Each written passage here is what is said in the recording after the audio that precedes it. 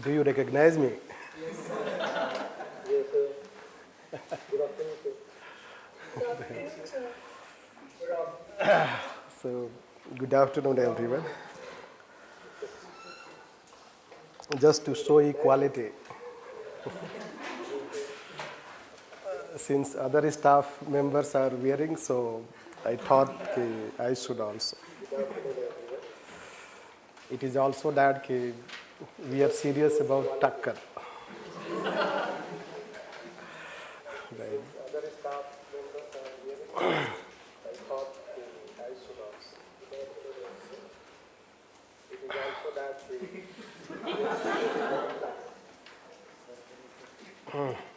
Yes, they are testing. Hello, sir. Yes, good afternoon, everyone. Hope certainly many people are familiar and we know each other. Anyhow, first we'll have a brief analysis of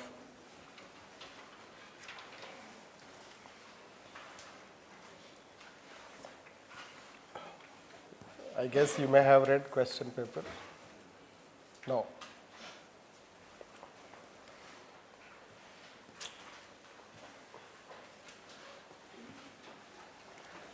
Yes.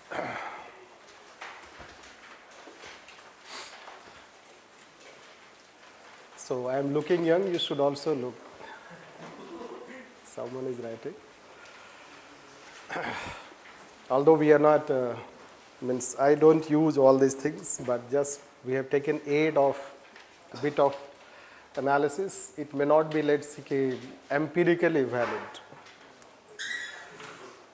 but it is what we think. This analysis is based on what we think. It depends on, let's say, the level of knowledge that you have, what we have. So on that basis, we have analyzed. And we have kept in the categorization of different, let's say that doable category, because we cannot put simple as a term because questions are not, it is UPSC, not CBSE, you can say it is simple question. So that's why we have kept a doable category, that the questions which we can do by your little efforts or some efforts. So that is how we have categorized from 1 to 8. And total we have 400 marks questions, 28 questions, 8 questions, each 50, so it is 400, no. And we have to attempt 250 marks. So in that way, if you see, so 235 will consider on doable category, and 130 will consider from, let's say, difficult category. Difficult, you can say complex. Extremely difficult, I have kept only 2 questions, which we find case they are extremely difficult for the candidates to do. And that can be, let's say, 35 marks. And then we have also added the questions which have newness. Newness in the sense that the first time UPSC has asked from those topics or sections.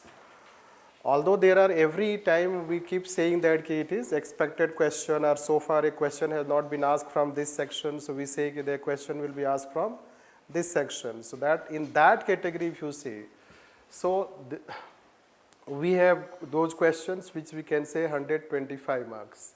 The same thing we have given in this representation, that you can see this, that how the representation of difficult question, this will constitute 400, that is additional analysis. And in that we can still say that the paper is quite doable. It is doable simply because we are aiming for UPSC. From that perspective, it's not that you go and get a question and then you don't have to apply any mind, simply you have to write answers. So that way we can have very, let's say, 2-3 questions which we have not analyzed. Then the same thing we have tried to categorize the calculation.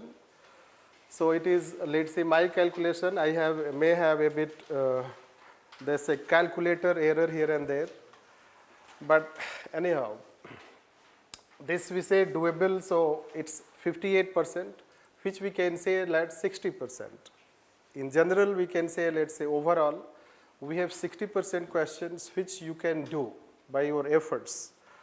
And yes, in over 30% questions, you can face challenge. Challenge in the sense that we find that you may not be able to exactly answer the way question is asking. But in 60% of the cases, yes, you can to some extent answer the way it is asking, which we will show some questions. And again, let's say it's 8%, which we can say lump sum, let's say that 10%. So we can have 10% questions which let's say that they will be extremely difficult, and they are always going to be this, and that is not going to determine your merit. Now, as we tell in our class that what you do in this 58% will be let's say deciding factor rather than this one. We always say that what you do in the doable question. Why we say? Because you will always go by this and this paper bahut difficult hai, isn't it? We say like this, and we will always ask to people, friends, peers, what? Most difficult question. This, and if he answers, so he knows. He does not answer, he does not know. But it does not matter. It does not matter that whether you are able to answer them or not. Still, let's say that it matters that what you do in this category, and that will decide your merit. Because here it is, let's say that if there are 500 candidates appearing, it can be 5 people. It can be let's say 5 persons who can guess something and they can write. But what about let's say rest? 495. So they will not be able to guess. That's why let's say largely merit will be determined by this one. What you do in 60%, and you know that we have to secure in this, even if you secure 140, you can say that 140 is good, we'll say that it will be resulting 130 if you secure in paper 1. So you can count 130 out of 250. What is the percentage? It is just 50% or over 50%. So that way we can say that the focus or the message should be that there are doable questions, and we should focus on doable questions. We should not unnecessarily get upset by difficult questions, which we as a human tendency do. Our human tendency is that as soon as we get even the first A question is difficult, then we lose our concentration, we lose our let's say that balance, and that is how it happens, you'll find. That should not happen. Then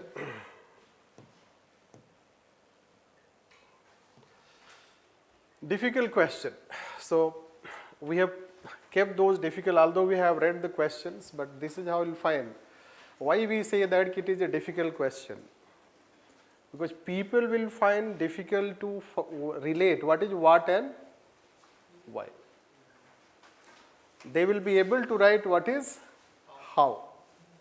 But in case of what and why, they may have lack of clarity. And they may not be able to write that. That's why we have kept first a question. And now let's say it is a very, you can say that UPSC has a very deliberate way to put first a question a bit challenging, to unbalance you. This anyhow, because people go plan that they will do first A, they will write.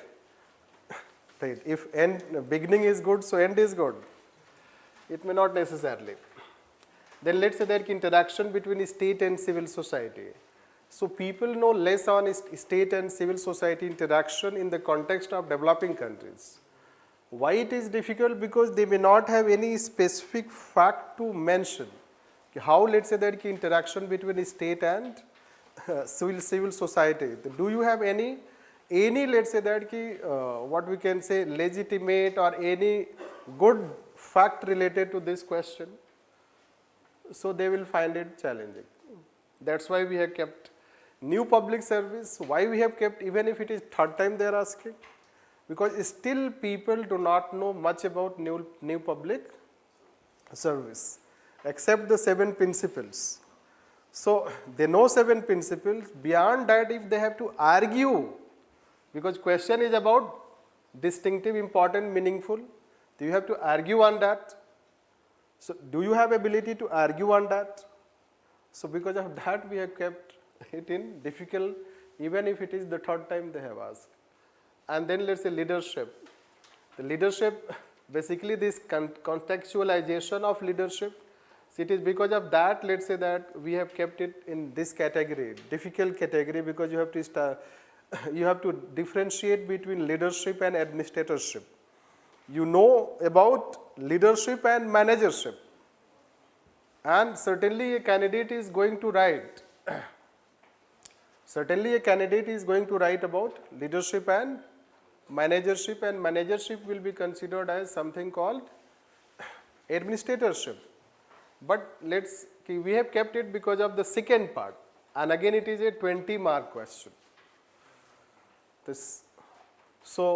Because of that we have kept this regulatory, people have less regulatory governance, so they are able to write on regulation. Whether they will be able to write on regulatory governance, it demands, let's say, essence of knowledge in public administration. Overall knowledge, not a topic knowledge, you know about regulation, so you can write. So that's why you have to structure the answer, and that is how, and then it is very vague. Hopes and demands. What we mean by hopes and demands? Generic. So it is because of that. Then standards.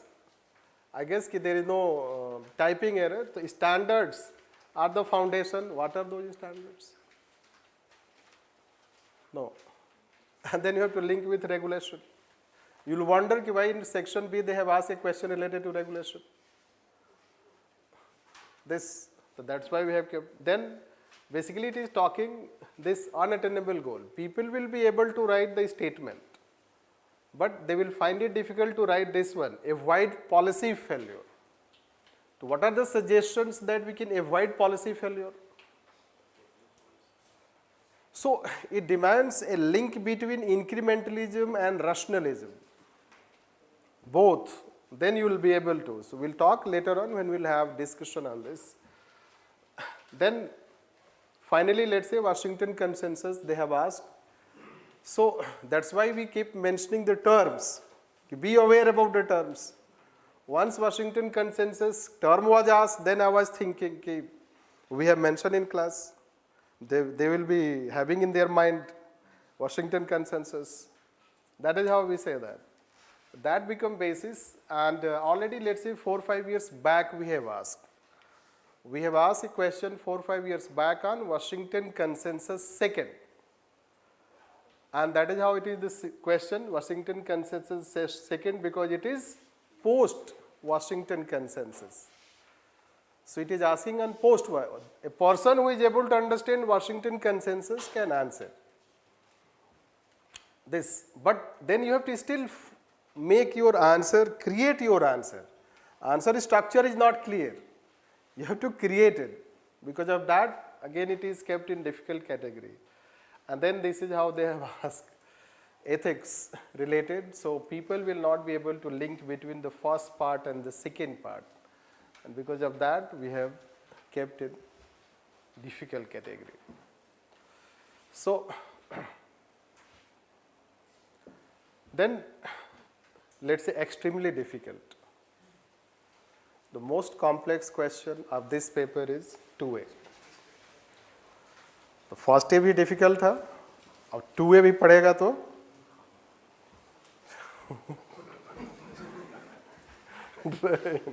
isn't it? So suppose you have planned for a short answer first and it is difficult, नहीं समझ में आ रहा है, then you will try to चलो long question लिख लेते, isn't it?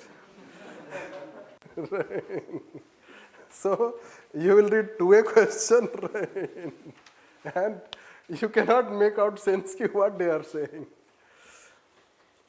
People are aware administrative state, but the way this question has been structured, it is very difficult to get sense out of that. Exactly what the question is asking. This, that's why we have kept it. It is the most complex question, if not a new question.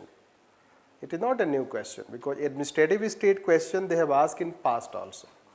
2-3 years back, first a question was related to administrative state. So people know, at least let's say that people know about administrative state, but it is difficult to link, which we'll talk that how. And this is how completely new question which even we cannot also think. So it is our beyond, let's say that also efforts, we also try to teach some new things, but every year UPSC is asking one question. Last year they asked a new question, we got that, public passion approach. So we also ask in mock test, but then that year also they ask strategic leadership. And again they are asking strategic communication, as if the term strategic is very close to UPSC. This, so you know communication, but not strategic communication. So you cannot take a strategic decision in selecting this question, isn't it? So simply it is new. You cannot guess कि ये क्या है strategic, unless you select the question to do. That is how, let's say, we can say that extremely difficult simply because people do not know it. It is because of that. It is a very complex question in entire paper. And that way we can see other questions can be done. That is how we have told. Then we have tried to tell this old versus new. We have tried to give this picture that. So we have counted, it's about again, let's say that 68 means we can take, let's say, over 70% questions will be as per the established trend. From the syllabus they have been asking repeatedly, they will ask. Like say कि Mayo they have asked, Mayo is again asked. Bernard has been asked, Bernard again they will ask. Now, but there are, let's say that within Bernard, suppose in Bernard case, zone of indifference, first time they have asked. They did not ask, let's say, in past they have asked his system approach, functions of executive, others they have asked. The first time they asked that aspect. So that way we keep saying also about the topics which they have not asked. If you see in that way, so it's about over 30% questions which they are asking and they are having newness. And newness means, let's say that it keeps the paper fresh. That is how UPSC has this, that it keeps the paper fresh, and that way we can see. Let's take that, what those new questions can be considered. So as let's say that expected and predicted transformational leadership. No, now you will think कि हमारे time में क्या आएगा? Right. Isn't it? So they have asked transformational, they have asked charismatic in past also, charismatic asked, transformational asked, strategic leadership also they have asked a new type of leadership, not what next. This, so transactional leadership. So transactional is still left. It was expected, that is how they have asked. That's why zone of indifference, first time they have asked, we have kept. It is a new question we have kept. Now let's say since policy evaluation, so far they ask questions related to policy making. Largely the field of or the chapter public policy is about policy making and policy implementation. We do not have a topic related to policy evaluation. Hence, first time they have asked a question related to policy evaluation. This. And therefore, now hence we will teach, so we will also add policy evaluation. That is how it happens. Because already whatever the syllabus you have, you teach. So it becomes so lengthy. And then when you start, right, so policy evaluation, it also gets legitimacy. No, once UPSC asks, there is a legitimacy to teach that topic. Otherwise, people will not pay attention. So first time they have asked policy evaluation related question. And it is very simple question. Question is simple, but policy evaluation as, let's say the term you can say or the area you can say, it is new. So then outcome busting, now it is asked. This. So zero-based busting, last year they asked, since some of you are still not aware, but those people who have been taught, those who know, so that is how we'll find that. So outcome budgeting was a predictable budgeting, and it was the only budgeting left, because last year they asked zero-based budgeting, performance budgeting already asked, gender budgeting already asked. So this way you'll find ki outcome budgeting asked, but now there is no any new budgeting which is going to be asked. Yes, we have multi-year budgeting which is left. So at times I don't feel motivation to teach, at times I feel motivation to teach. This is how, because it happens if you teach for a long time and it is not asked. The day you stop it, then that also happens. Anyhow, then if you remember, change oriented, it is question related to change and prismatic nature, exogenous, endogenous changes. So it is on the basis of that, and first time they have asked a question related to change, right, from risk category. So that way we consider it as a new Washington consensus, yes, again first time. And this question, they have first time linked training and training relevance related to non-training public personnel processes. So far the question they used to ask only related to training, techniques of training, training attitude, behavior change, training is traditional, training is paid holiday. So question used to be only related to training. Now first time they have asked question training plus non, means other, let's say that personal activities which influence effectiveness of training. This coincidentally, we asked this question in our mock test this year in paper second. We will show that question to you. So we have asked coincidentally, because it was based on policy for science research paper. There is a research paper on training which highlighted this link to we ask in our mock test, and we find that first time they have also asked this question. Anyhow, let's take that new, again we are categorizing that new means the topics which are completely new, or they are going on the basis of contemporary developments in public administration. So these are the three questions we can consider that they have asked. The hat trick, we can say that. You should know that new public service they have been asking for last 3 years. This. Therefore, what I did is this time ki jo question the asking most of the time, let's ask that question. We have asked in our test program, which start let's say today, which started today, because it shows that ki some of the things, even if it is repeated, they are going to ask. This, the possibility of NPS again ask is more. Right? It may or may not be asked, but that is how you find continuously 3 times they are asking. And most out of box question is this. If you single out one question in 28 questions, it is strategic communication, which even we cannot guess, that is how I can say. Others can be guessed, but it cannot be guessed this way. So this way we can consider a bit of our analysis.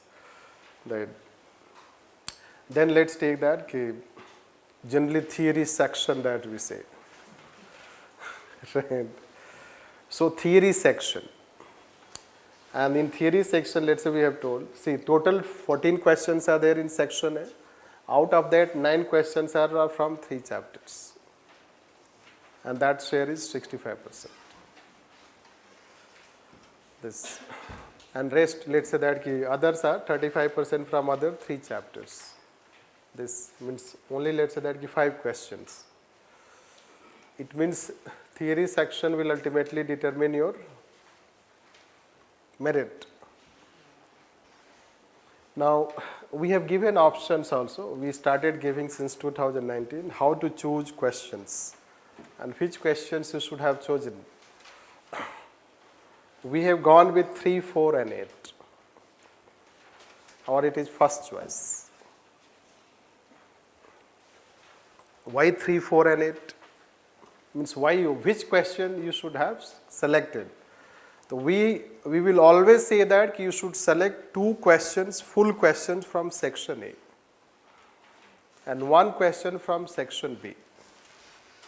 That will give you edge over having more questions from section B.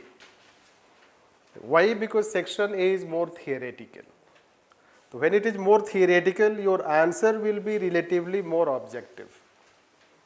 This, and you know that even if paper may be difficult, still people secure marks in paper 1 rather than paper 2. This, so if you take from that perspective, so that's why we have gone for 3, 4 and 8. Let's say that 3, why we are selecting 3 and 4?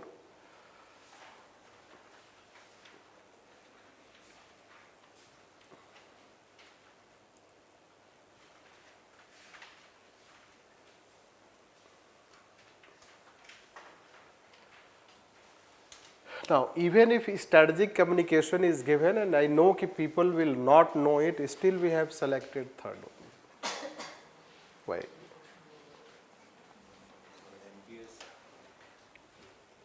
Because by this time, since we know that 2 times NPS has been asked, this, and largely people know, let's say, good student will know about NPS, and he will have also ability to write it. Only those people who are not aware about post NPM models, they will not know it. This, and at least in NPS you know something specific. You will not write here and there thing. At least you know 7 principles.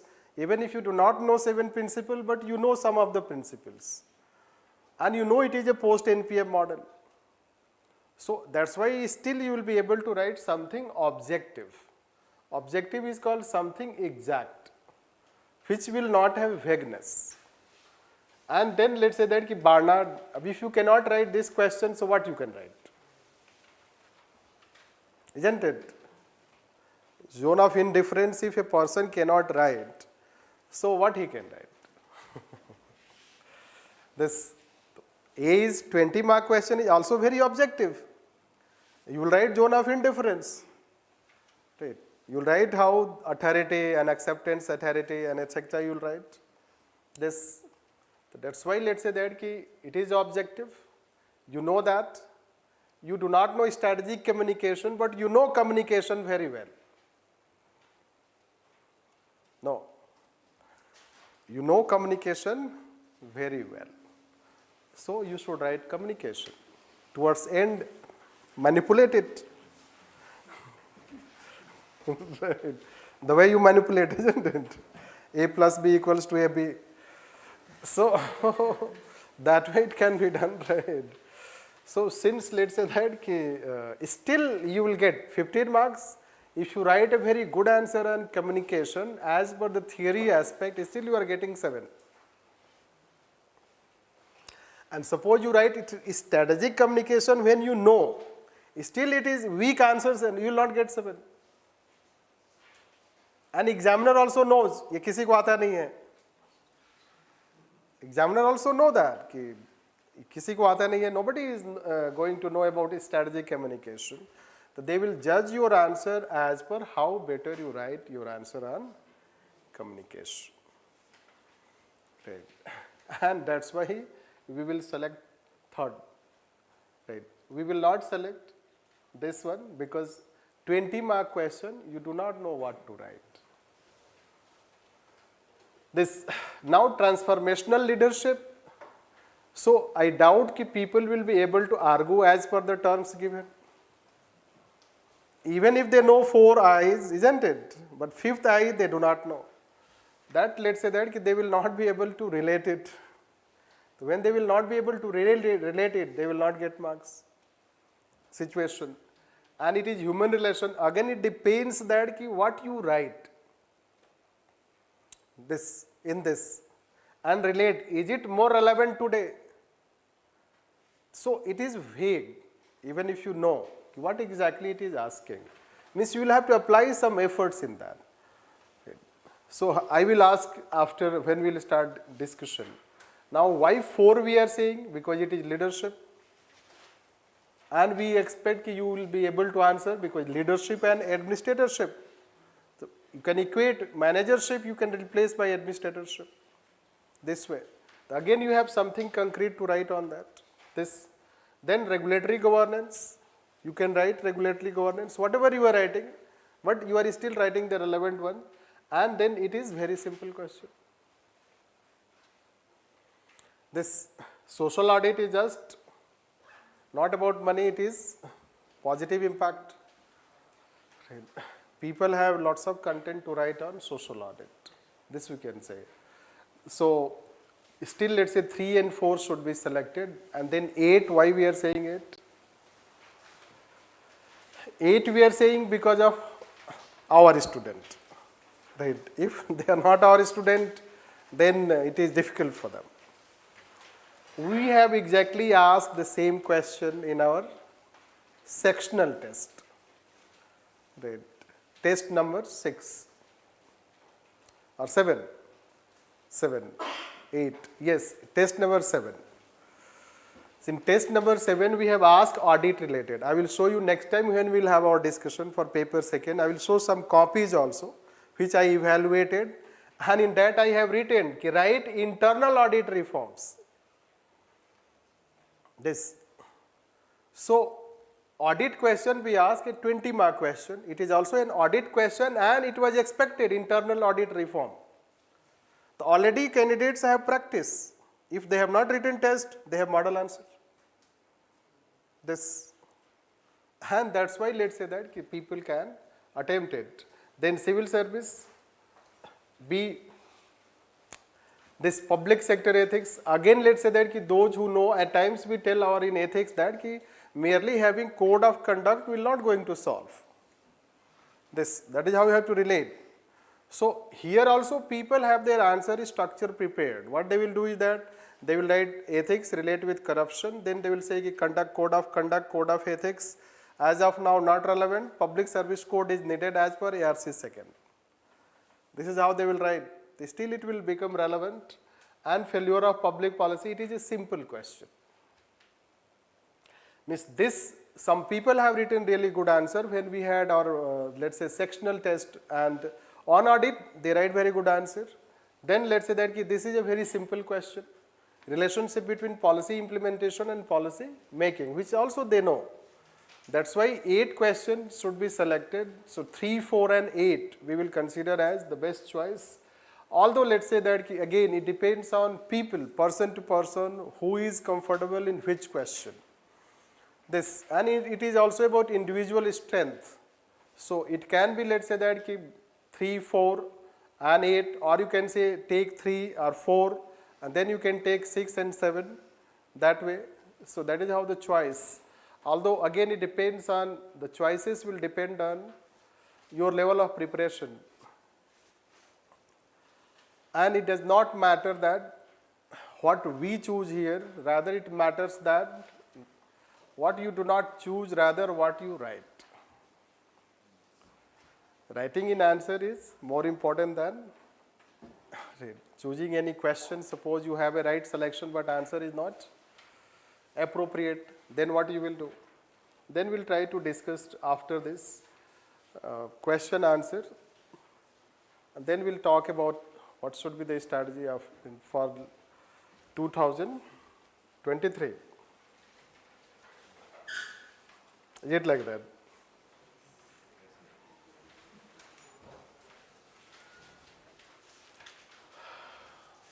Here is paper.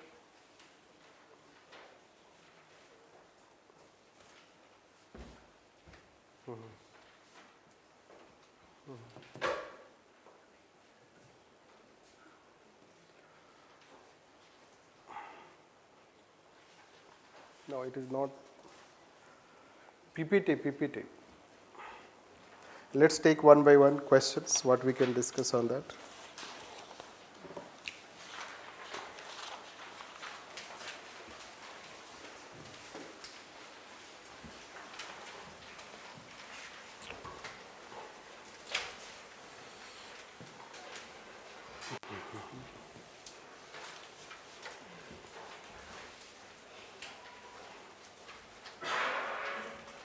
PPT file. This. वो तो GS paper.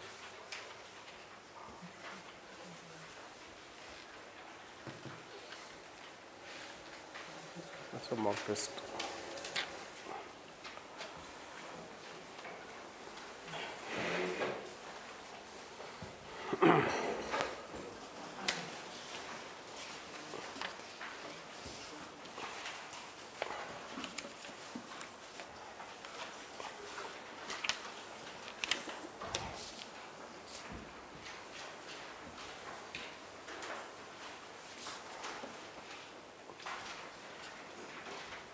We guess those who are online, they know they have question paper.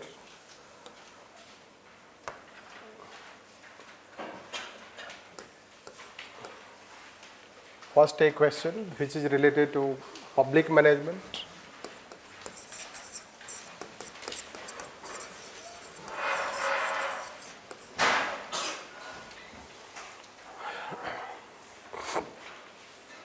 We will give you just overview of what answers should be.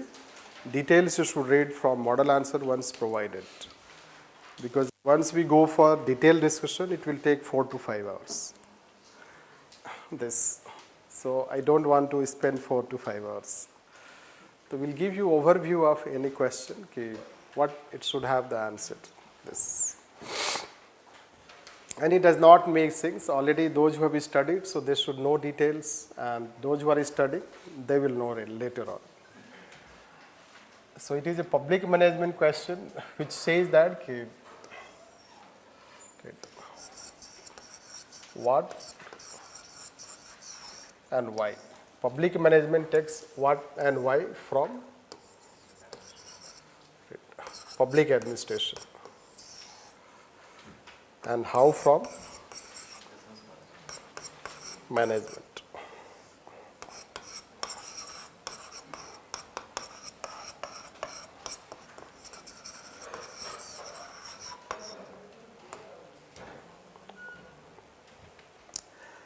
How is very clear that what is how.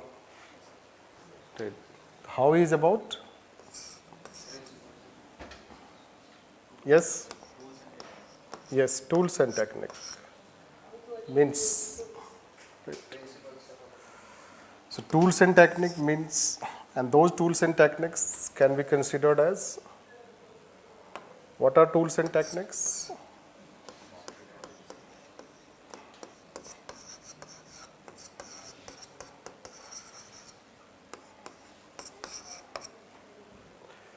No, in short way to tell it is, so it takes new public management. Public management is about new public management, it is obvious. So it has a theoretical root from public choice approach and neo-taylorism. Even if you do not know, but do not write, but still people will be able to identify how part that it is about tools and technique, managerial oriented, marketization, regulation, facilitation, and managerialism. The three characteristics that we tell. This. Now, this what and why. So what and why is basically related to its traditional, means new public management, it is means oriented. It means how to achieve the goal it talks. But the goals may remain same. No. So the goals may remain same, it is more about how to achieve the goals. So the goals may remain same. The goals, let's say that you find 3 E's. If you remember, 3 E's, the goals were set by also Wilson. And theme of new public management also 3 E's. That way we can consider. Or if you are not able to bring in terms of goals, you can take like what public administration does. The traditional public administration is regulatory oriented, it regulates the affairs of the people. So that regulation aspect will come. Why aspect is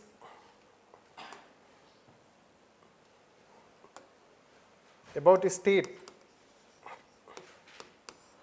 or operational aspect of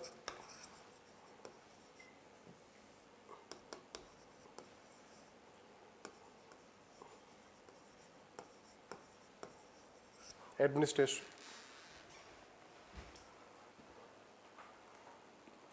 Means when new public management says that what public administration should do, what it should not do, and how it should do. What public administration should do? Regulation. What it should not do? Business. And how it should do? Business oriented. So what it should do, what is basically related to the regulatory aspect of the state. That the role, responsibility or the goals. So NPM does not bring change in that. It remains more or less same. Why aspect of traditional public administration means the administration. It does not also replace administration. Like who should do regulation? Regulation should be done by administration. This. So why there should be business orientation? The business orientation should be for achieving efficiency. This. But why aspect of traditional public administration is related to the role of administration, its legitimacy or the sovereign function of the state. Why traditional public means what is the role of administration and why role of administration is important. The role of administration is important simply because it is the operational part of the state and state is a complex entity. So when we write about why and what and why, we should relate to the goals, the traditional goals or the 3 E's, plus we should also relate to the operational aspect of the administration. The traditional administration means new public management wanted to bring change in the tools and techniques by continuing the traditional goals of the administration, the normative values of the administration. So normative values of administration, it continued, it brought changes only in means orientation. And the means orientation were related to managerial tools and techniques. And then you should start writing about tools and techniques, elaborate them, the tools and techniques that it talks, write about the characteristics of new public management, that, then write about the impact of new public management, some benefits of new public management, and towards end you conclude by writing the relevance of the tools and technique, how the tools and technique still means its how aspect still remains relevant even if there is a post NPM development. For instance, the present government in India has minimum government and maximum governance. That should be the orientation of the answer. Now, why we are not writing criticism in that? Yes, the command is elaborate. So when command is elaborate, you don't have to write criticism. Even if NPM has its own criticisms, but question is not asking to write in that way. Right? And that is how, let's say that this question should have been answered. Then if you take first big question,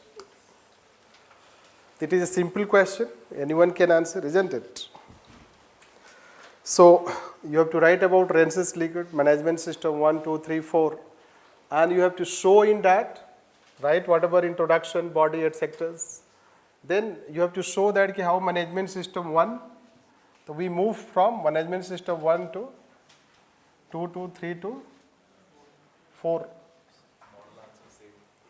Right. So we have to go through this, you have to show this. This is the key aspect. So you don't have to simply, even if it is a simple question, but you don't have to still write just management system 1, 2, 3, 4. Rather you have to show how we move towards, because he was talking a transition, that their transition. No, management system 1, 2, 3, 4. So this is their transition. So his model of management system 1, 2, 3, 4 is not a static model. Unlike, let's say that, unlike theory X and Y. Rather it is a dynamic model that he talks that how an organization can move from 1 to 4, and when it wants to become from directive to participative, so how it will have to go through the transition known as management system 2 and 3. That is what we have to write in this question. Then interesting C question.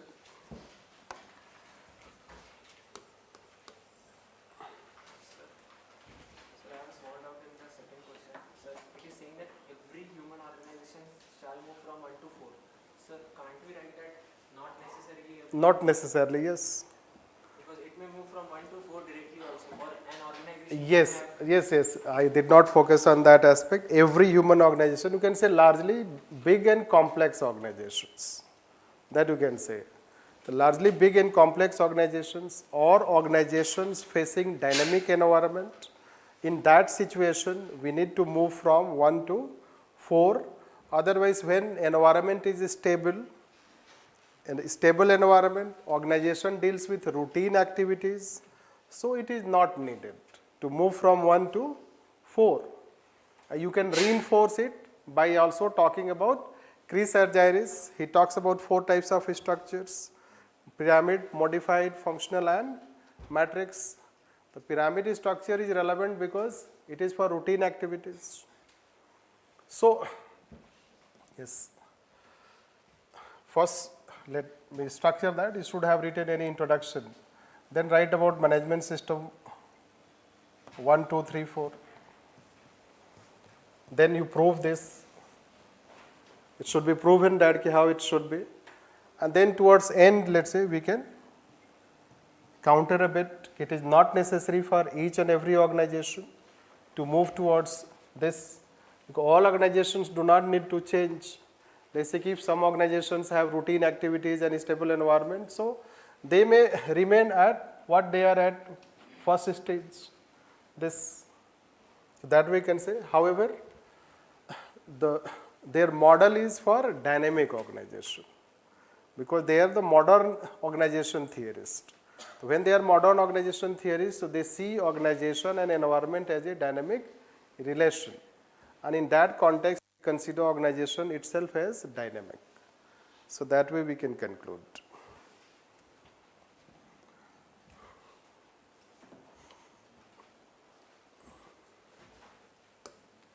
First C question. So simple quotes, and some quotes are tribunals. Yes, all tribunals are quote. Same way.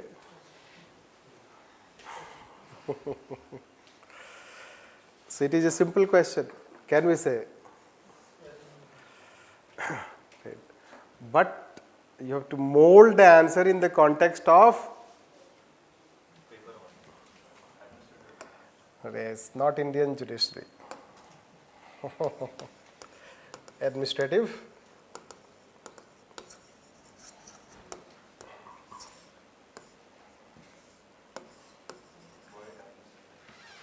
Administrative law, means let's say administrative law rather.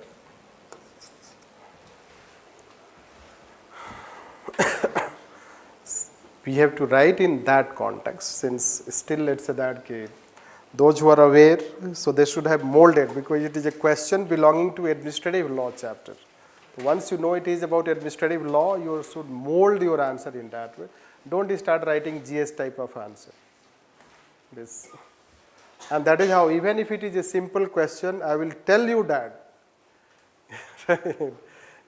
people will be writing a GS answer, not necessarily administrative court answer. Why? We will show you when time, it demands lots of time to show so many things. But it is not also necessary, but I will tell you that we kept saying in test program, again we will keep saying, test 4, 5, 6. So they have paper 1 element, basically test 4 and 5. We say write paper like paper 1, but people write like paper 2nd. Yes. So they should have, here let's say simply you should have started, right. You should start writing any introduction related to tribunals. Tribunals are considered as mixed type of tribunals have mixed type of nature, characteristics, resembling let's administration and judiciary. Means tribunals are considered as semi-administrative and semi-judicial institutions. Although their style of functioning is like judicial type, but still they have administrative characteristics. That can be. Then you can write about the courts characteristics you should write. The one side you should have written courts characteristics, other side you write tribunals characteristics. And then you write how all tribunals are courts. So how all tribunals are courts? Because how all tribunals are courts? That is the key aspect of the answer. People will miss to write.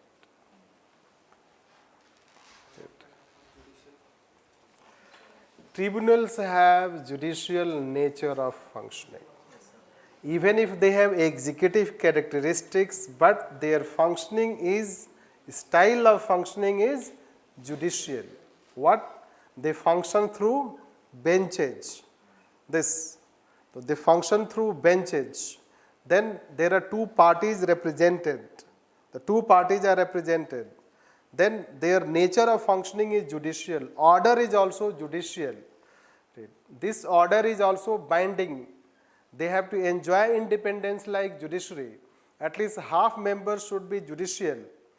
So you have to write some characteristics of tribunals and show that how even if they have administrative characteristics, because the half members are considered as executive and they are not supposed to follow civil procedure code, rather they are supposed to follow natural justice, still their nature is judicial. And that's why they will be considered as courts. Hence, all tribunals will be considered as courts. This. Then you should link that the idea of tribunals are courts, so it basically it is based on dual court system. In the field of this is the time to link with administrative law. In the field of administrative law, there are two types of courts. One is considered as a regular court, and another is considered as a quasi-judicial court or administrative tribunal based on droit administrative practice in France. And that practice has still continued. No critic you don't have to write. So that practice has still continued. In any country we can find today that there are two types of courts. One is a regular court that is led by judiciary, other is tribunals, and tribunals are needed simply because the role of administrative adjudication and speedy adjudication, cost-effective adjudication. So speedy, cost-effectiveness, these and let's say administrative adjudication, these things have increased, and that's why let's say role and relevance of tribunals also increased. And that way you should conclude. So what do you find? Even a simple question does not let you to remain relaxed. No.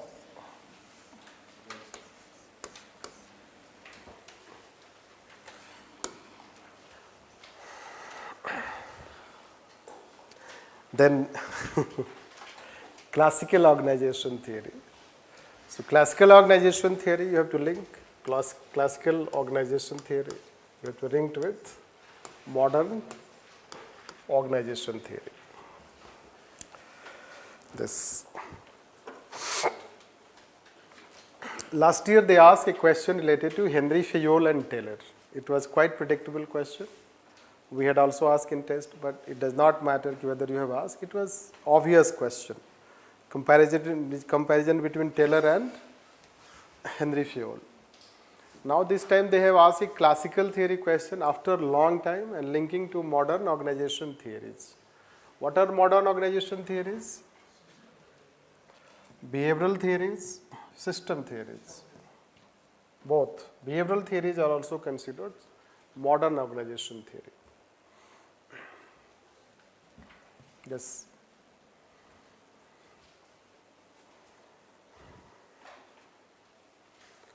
So, how classical organization theory provides the term they are using? Bedrock for this. How it is? I'll show that.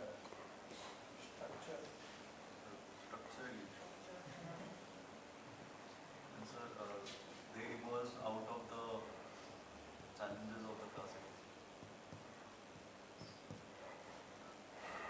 Draw karo, right? Can be, so one Bedrock. point can be the three factors: efficiency, economy, and No.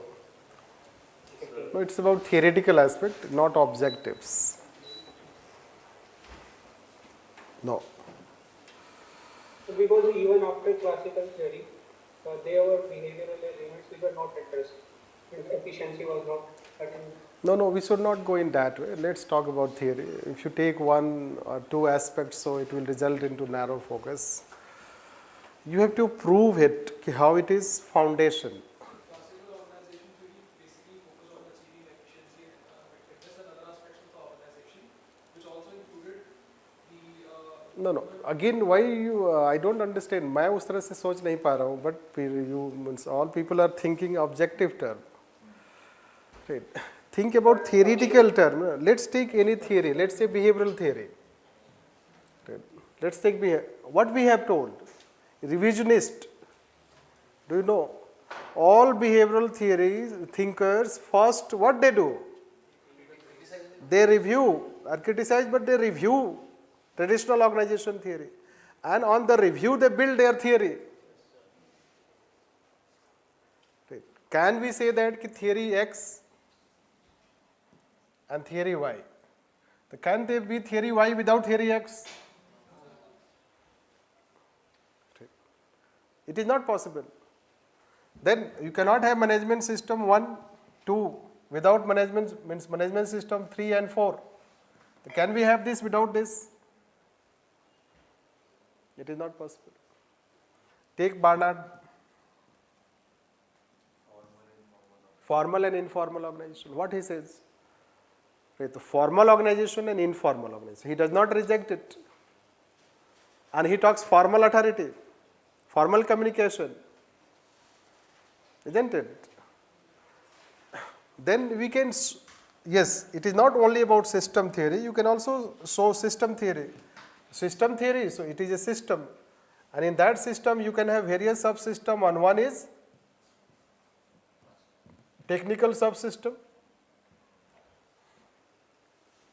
Now, if you remember, managerial subsystem, technical subsystem, social psychological system, we have various types of subsystem. One is also this.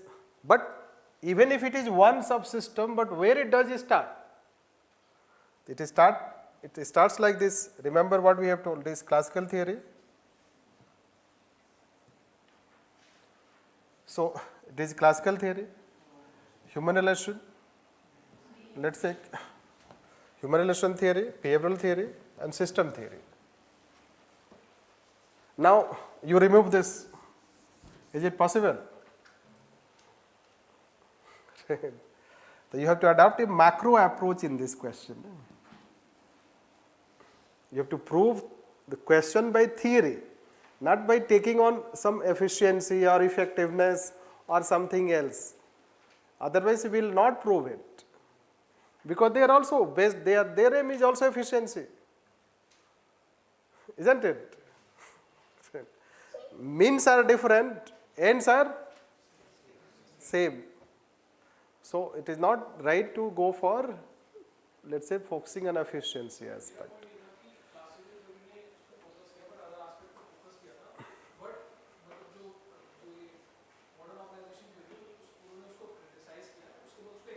Yes. Then it can be. Basically, you have to write that. You have to write the evolution of organization theory. How the question should be answered. So we should start writing evolution of organization theory. We should start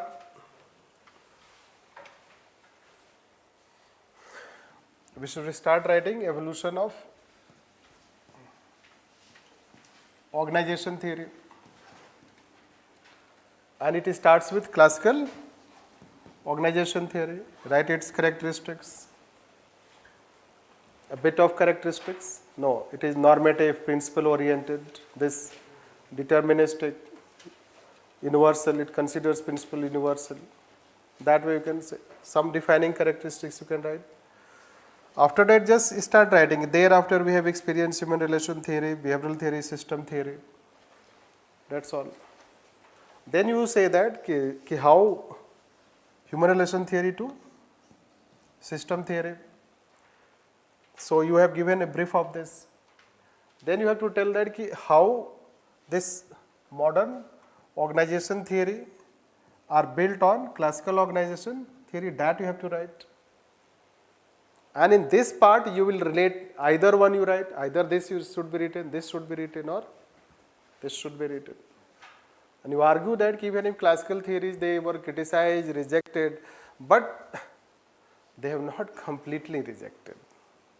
And their theories cannot be understood without understanding classical organization theory. This. And that's why, let's say, classical organization theory also still remains relevant. This. And that is how towards the end you should have it. So we can write that system theory consider both classical theory and behavioral theory also. And basically, Yes, we will delegate each other. someone is writing a post. It is also correct, whatever you are writing. Yes. System theory consider both classical and behavioral theory and so it gives the foundation theory. No. Here the foundation is not. See, here it is not classical theory which is providing foundation. Basically, modern organization theory, it is saying theories. See what the question is talking. Na? Modern organization theories. So we will start. Modern organization theory is taken from behavioral theory. This you should know very clearly. It is the system theory which is known as modern organization theory. But if you mention theories, then behavioral theories are also considered modern organization theories. Why they are considered modern organization theory? Because they consider organization as a social system, part of the environment. This, because of that aspect. So, classical theory, it provides foundation for behavioral theory. And then both in turn provide foundation to system theory. So that way also you can answer. Or without going into system, focusing on system, you can simply focus on modern organization theory taken as behavioral and system theories. And they cannot be understood without understanding classical theory because its evolution starts with classical theory. So here This. you can also give example of Burns and Stopper or John Woodward if their relationship No. because ultimately No. If you bring contingency theory, then it will be deviation. This, because question is simply saying that to tell ki how classical theory has provided a bedrock means a foundation. How classical theory has provided foundation to modern organization theory. That is how we have to prove it. And we can say ki yes, because modern organization theories are built upon them, even if they are the critic, but they do not completely reject, rather they build their theory on them. This, that argument should be, right? you can skip that human relation aspect also. Means if Yes, it is not needed. You can escape. Just I told the continuity. But we no need to, means in our analysis, in content we should not write on HRT. Right. Since organization theory has evolved with this and that way. That's why we have mentioned. But when you write in answers, so there should not be any content related to HRT. It is not needed. This. So is it clear? Sir, so in the question it was mentioned that Yes, sir. modern organization theory. So we would have written only about system theory. Yes. So this much. This much. Then वो question ही नहीं होता. Then the nature of question should have been something else. This is anyhow, even if let's say कि someone talks that कि only system theory, not behavioral theory, still it is correct. It will be seen कि whether you are able to prove that कि classical theory is providing a foundation. So how it is providing a foundation? That you have to prove even if you talk only system theory. Because the main aspect is not कि which theory you talk there in modern and system. Rather we are able to prove कि it is providing a bedrock or it is a foundation. That aspect is important. Then first question.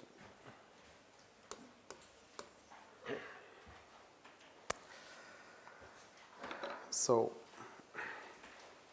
any introduction can be written related to civil society organization.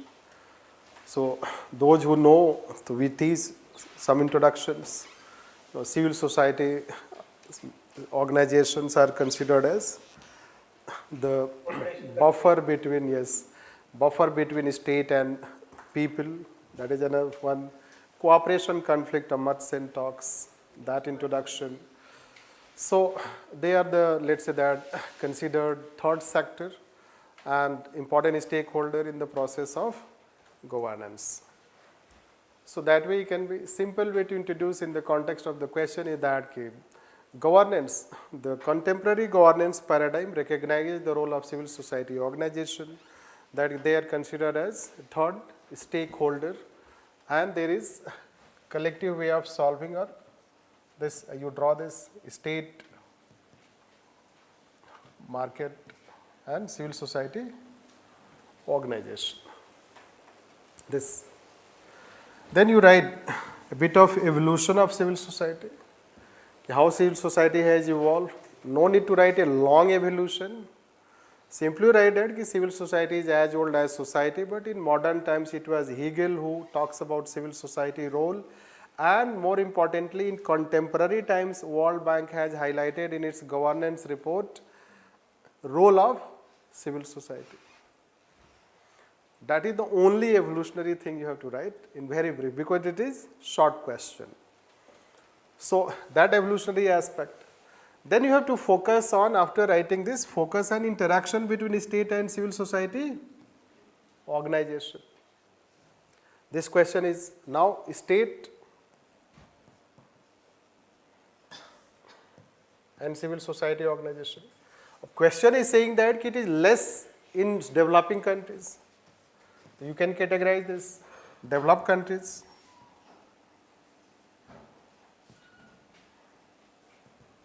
and developing countries.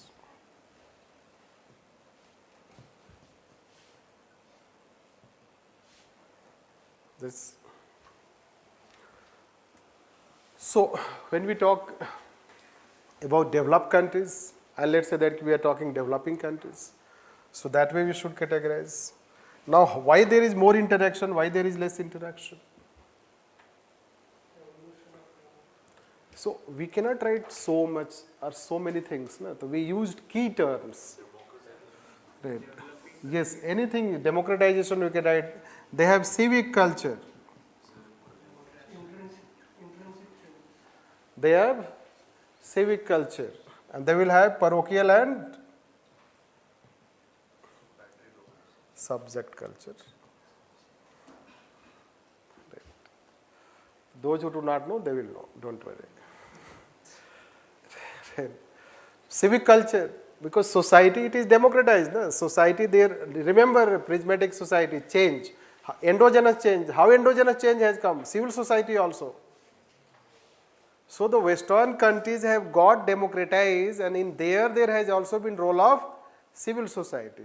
Means Western countries have faced more friction between state and civil society, and then their rights have been recognized. Their role has been recognized. It is settled. Civil society is considered inalienable. But here, since it is a parochial culture, a subject culture, the relation remains conflictual. The nature of a state is soft nature state. Use some of the terms of development administration also. Soft nature state, where you find that it is a prismatic society, imbalance polity. The imbalance polity means कि state and civil society relation will not be the way in a democratic society. Rather, at times you find out that civil society feels threatened. There is over-regulation, or they lack freedom. State is more dominant. So, the way interaction happen in Western society between state and civil society, that kind of interaction has not happened in developing countries. However, in contemporary, let's say 90s onwards, you have to focus, then you have to talk globalization, this plus governance. Globalization and governance, this is how you should write. The globalization and governance have also influenced state and civil society interaction even in also developing countries. For instance, in our country.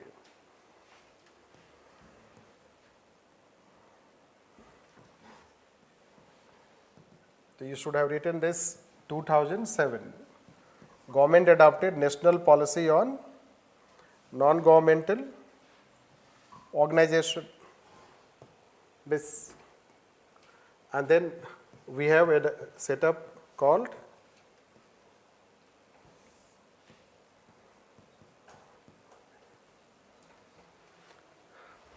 this DARPAD.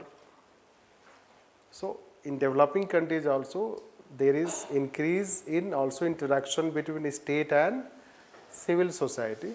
Greater interaction happen, like say even there is a policy on non-governmental organization 2007, then there is a DARPAD portal, and nowadays government has consultation with civil society organization whenever it formulates policies and programs, policies, any decisions, so they are consulted. Like for substance, let's say that 12 5-year plan. So 12 5-year plan was prepared on the basis of consultation of civil society, means largest number of, means highest number of civil society organizations were consulted. That time by planning commission and a scenario planning, it was based on scenario planning. If you don't want to write planning commission, you write Niti Aayog. The Niti Aayog also consults civil society organizations, and it says in its report, 7 years strategy paper, it says that development should be Jan Andolan. Development should be Jan Andolan. Right. This, and that way you could have ended. Basically, the main aspect why I told that is a difficult, because people will not write this one. How interface has happened. This part of the answer will be a challenge, and very less people will write this, because by the time you write mains you do not remember. Right. Yes, this. So you need certain, let's say, concrete facts also related to that. This way we can talk. Sir, can you mention a point that in developing countries, the role of government is both welfare as well as regulatory, but in developed countries it is more regulatory. No. So there is less requirement of civil No. Then you are going other way around. It is not less, rather that even if they are regulatory state, their society, so civil society plays a bigger role. See, even in a developed country, the role of society is very important. So we cannot bifurcate answer the way you are talking about developmental role and non-developmental role. That is applied for bureaucracy. But civil society, if you find in Western countries, they are more active. You should know that most of the international civil society organizations are in Western countries. Most of the research indices are published by Western civil society. Sir, I'm saying in the developing countries, the role has been neglected. No. That context will not come. Yes. So can we say that since in developing countries changes are from without, so civil societies are not much valued? Yes, this is also we can say कि largely colonial society, developing society, prismatic society, colonial society, Then you got decolonized during 1940s and 50s. So in colonial time there will be less role of civil society because a colonial power. So the evolutionary role of the civil society has been very less. That we can. In developed countries, the society is homogeneous, and developing countries is heterogeneous. So the role of civil society increases in developing countries. No. Now again, let's see. Question is not about increase in role of civil society and let's say less role of civil society. Question is saying that interaction between state and civil society has hitherto been largely neglected. It is about interaction, state and civil society. When state and civil society interact, either they cooperate or they conflict. There are two ways. Right. Now, when civil society will have to cooperate or conflict? When there is a presence of civil society. Western countries, they underwent democratization over centuries of time. You should say 2 centuries, 3 centuries. So when they are undergoing democratization in such a prolonged way, so there is a continuous friction or interaction between state and civil society. We, if you take in our society, we got independence and we got democratized, means democratic country, we adopted democracy. So we have not been democratized, rather we adopted. So when you adopt democracy, adopt constitution, so then interaction between people and state is not there. This you have to understand. Then their society is getting democratized on the one hand. So when it is they getting democratized, what is democratization? Democratization means recognizing also the role of civil society. Developing countries have not undergone democratization.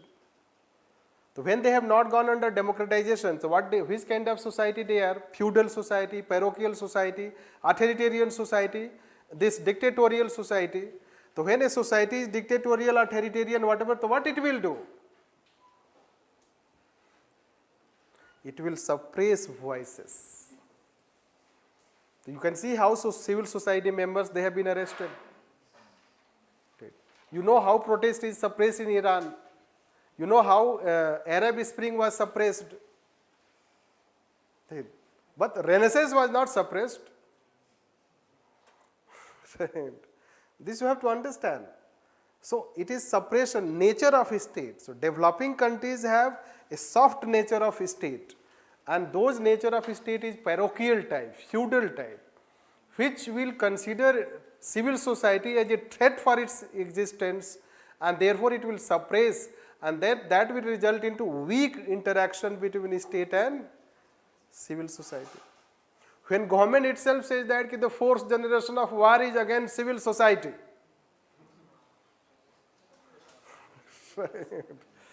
So do you think there will be a trustworthy interaction between state and civil society?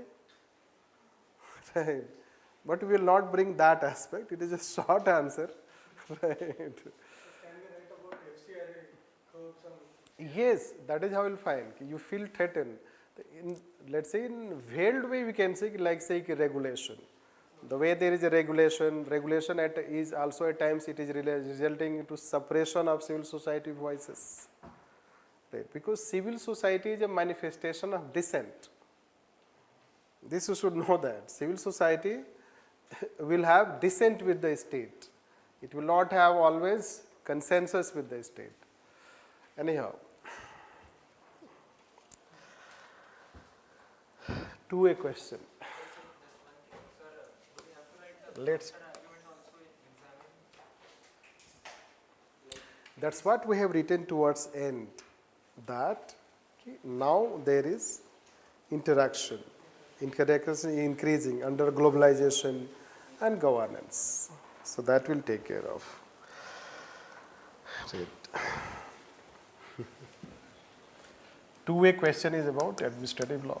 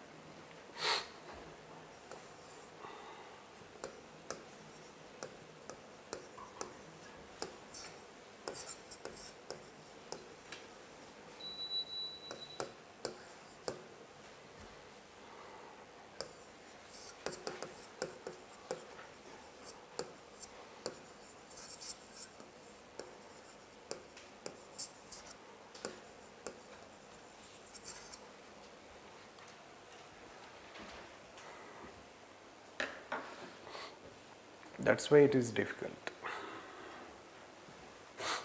The question is combination of your understanding related to separation of powers concept, role of legislature or relationship between three organs of the state, delegated legislation, then administrative law, and then administrative state. This balancing all the four would be very difficult.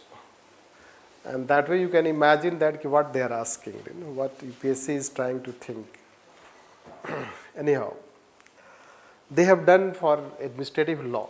Means it is the fourth time they have asked a very difficult question related to administrative law. It means it is a trend, this you can see. Once they ask red light and green light, if you read past your papers, right, it's better to leave it for traffic, don't read that. So, because once it is asked, then there will not be asked. Basically, it was on the practice of South Africa. There is red light, green light concept in South Africa. And from there, this administrative law was, the question has taken the root. Anyhow, so let's take how it can be answered. So try to understand that. First, society experience administration, then constitution, legislature, and the idea of separation of powers. Any society has experienced growth of administration. No doubt it will have also growth of law and legislature, but not in modern terms. Like let's take India. The India has administrative development.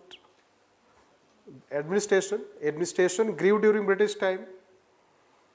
So whatever the administrative setup we have, administrative structure, machineries, rules, all were developed during British time.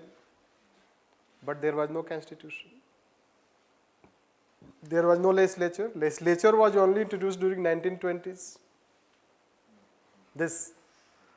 So already we had administrative development. And then there was legislative development and constitutional development. When legislative and constitutional development has happened, so then it has brought the concept of separation of powers. That there should be separation of powers, and the role of legislature is to make law, role of executive is to execute law, and the role of judiciary is to adjudicate law. It means that all the laws should be made by legislature, and executive is to only execute, and judiciary is to adjudicate. And if it happens in this fashion, that there will be separation of power, and it is a concept of representative democracy, in which democracy will dominate and liberty of people will be protected rather than administration. But does it happen? It does not happen. Rather, it is the administration which makes law, execute law, adjudicate law. Right? Isn't it? And why it does so? Because this or that behest, security threat, एक law बन जाएगा. One institution will be created. Lockdown, 5,000 times rules were framed. Lockdown time, we had one article on Editorial, let's say 5,000 rules were framed. Rules, sub-rules, clauses, sub-clauses by union and state combined 5,000. This. Now, how many rules will be reviewed by legislature? How many rules will be reviewed by judiciary? Not all rules will be reviewed by judiciary. It means that some arbitrary rules, laws will never be, let's say that is scrutinized by judiciary. And that way administration becomes law unto itself. Right. That is what the question is asking. Right. This question demand is in this way. Then what should be done? The second part of the question is that discuss the constitutionality of administrative state and its future. Yes, now constitutionalism means constitutionality and constitutionalism से भी linked है, but constitutionality we'll talk here. So then it brings, let's say that कि whether administrative state is constitutional. So it is not constitutional because many of the rules which are framed would not have scrutiny. And they are arbitrary, and when they are arbitrary, they do not have scrutiny, so it is not constitutional. Constitutional means the rules should conform to the constitutional standards. And constitutional standard, one is that the legislature should frame the law and executives should execute the law. Hence, administrative state poses constitutionality challenge. Then what should be done? Should be brought under constitutionality. That is what the question has to be answered. So basically the question demands that when we have such type of questions where a statement is given, so we generally say that you should first write about a statement.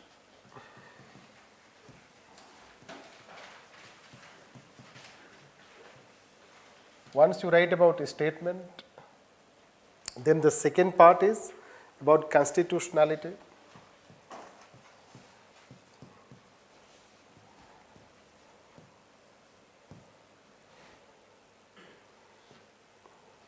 And then future.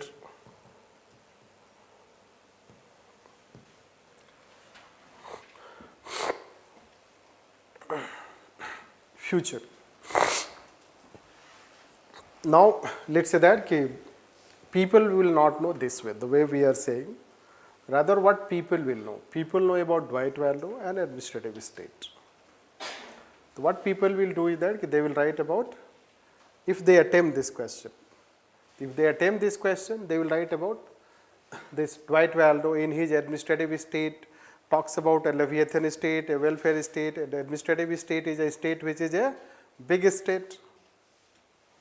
So they will basically write about big state and they will bypass the statement the way they have the habit of bypassing statement.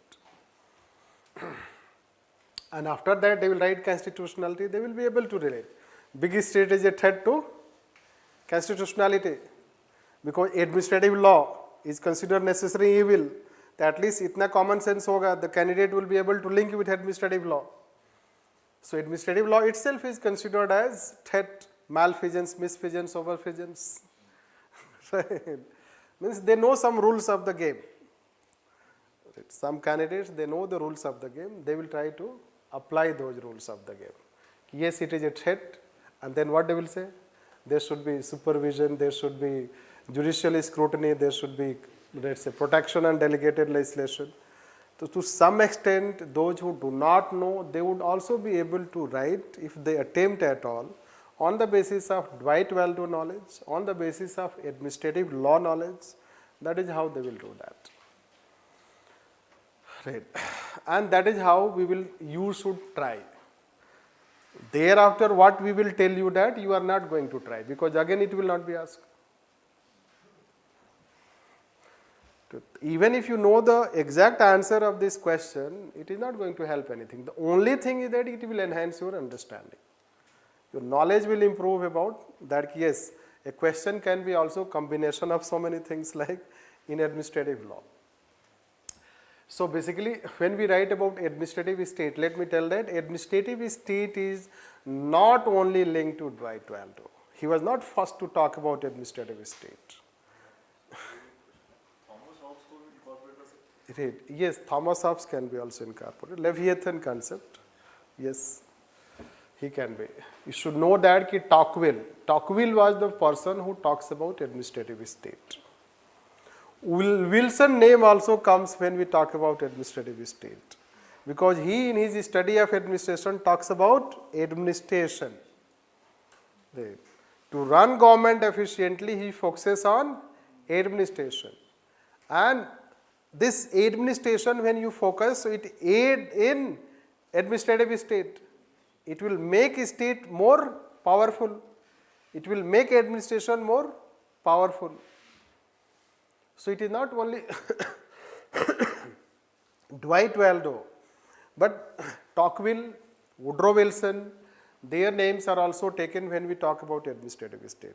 Now, what is administrative state? Administrative state is considered as combination of all the state machineries, laws and rules which are needed for execution of the decisions of the executive. So, all the machineries, laws, rules together constitute administrative state, which are essential for the executive to deliver. This is how you will find it if you want to define administrative state. Now, then you can take that administrative state, even suppose Dwight Waldo, you can write, he wrote the book Administrative State. Then thereafter it is saying that administrative state is the creation of a power to bind us, means ki rule, and with rules that are not made by legislature. So then you should write thereafter. So the rules, right, institutions and rules are not created and made by legislature. Rather it is made by executive. Now you can write some of the rules and some of the institutions which are created by executive. So there are several such rules which are framed by executive. Let's say conduct rules are themselves framed by executive. Then laws are passed, and for laws rules are framed. Right. The rules are framed, it is by executive. Delegated legislation you can write, that aspect. Then traffic rules you can take, environmental regulation you can take, right, pollution regulation you can talk, graded action plan, that regulation, media, social media, intermediary regulation. So basically you have to write those rules which have been framed by executive, not legislature. So those things should be written. After writing this, then you have to see the constitutionality. Then you have to write here constitutionality, means the modern constitutionalism you have to write. The modern constitutionalism idea is based on limited government, and that limited government should have separation of powers. And separation of power means it is the legislature which should make law, executive to execute, and judiciary to adjudicate. Then you should come on the constitutionality of this. Since rules are framed by executive, that goes against the idea of constitutionalism. Because constitutionalism or constitutionality idea is based on separation of power. And hence those rules which are framed by the executive may not necessarily be considered constitutionally valid. And you can give some examples where judiciary has termed such some rules as unconstitutional. No. Let's take single directive, 1969, you are a public administration student. So you should know, single directive was issued by 1969 that the prosecution, investigation against civil servants should not take place unless permission is granted. And it is an executive order. But Constitution considers everyone equal. Everyone is equal. Then Vineet Narayan case comes, and then Subramaniam Swamy case comes. Ultimately in Subramaniam Swamy case, what Supreme Court says? There is right to equality. And when there is a right to equality, so a civil servant should not be given privilege in terms of investigation and prosecution. Anyhow, means you needed at least 1 2 such examples. No need to talk any such where judiciary has declared it null and void. There are several such executive acts which have been declared by judiciary as null and void or arbitrary.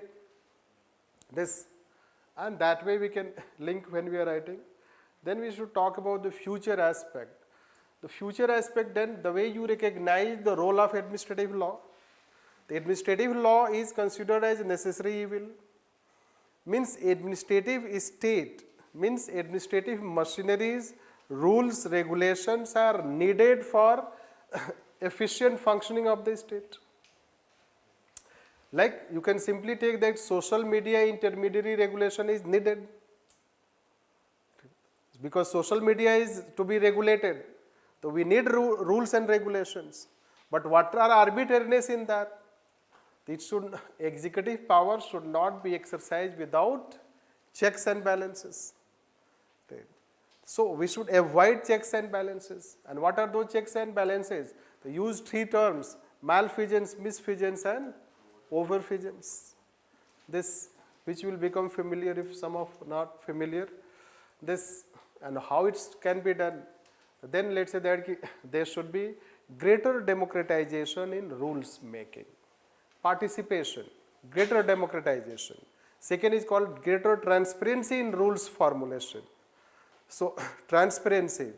Then judicial oversight on delegated legislation. Then legislative control on the delegated legislation. And we also talk, let's say, legislative impact assessment.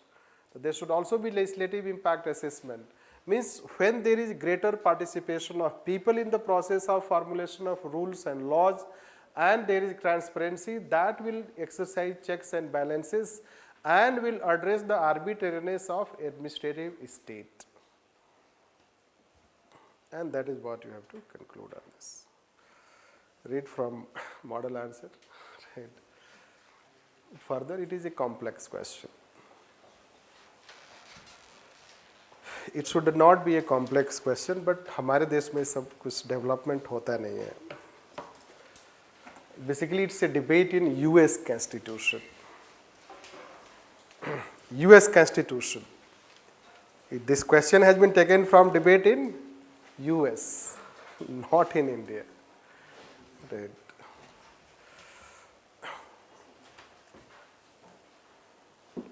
So then there should be greater democratization in rule forming.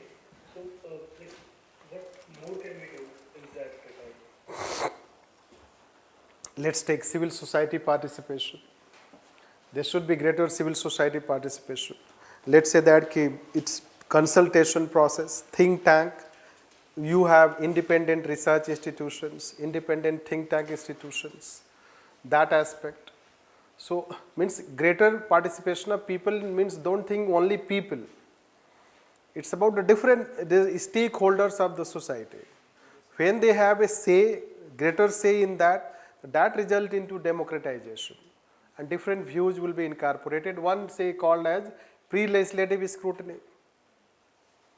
No, you are aware at least? Yes, sir. Yes. So, but these things do happen, no? No, they do not happen very systematically. They don't happen. You know, in the end of the article, what has been written? The article I have read for discussing this question. I read 4 or 5 articles related to US. Last में ये line लिखा है उसमें.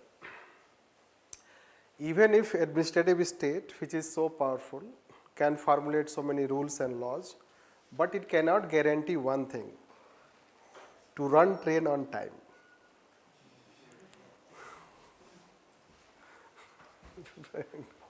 This is how it is.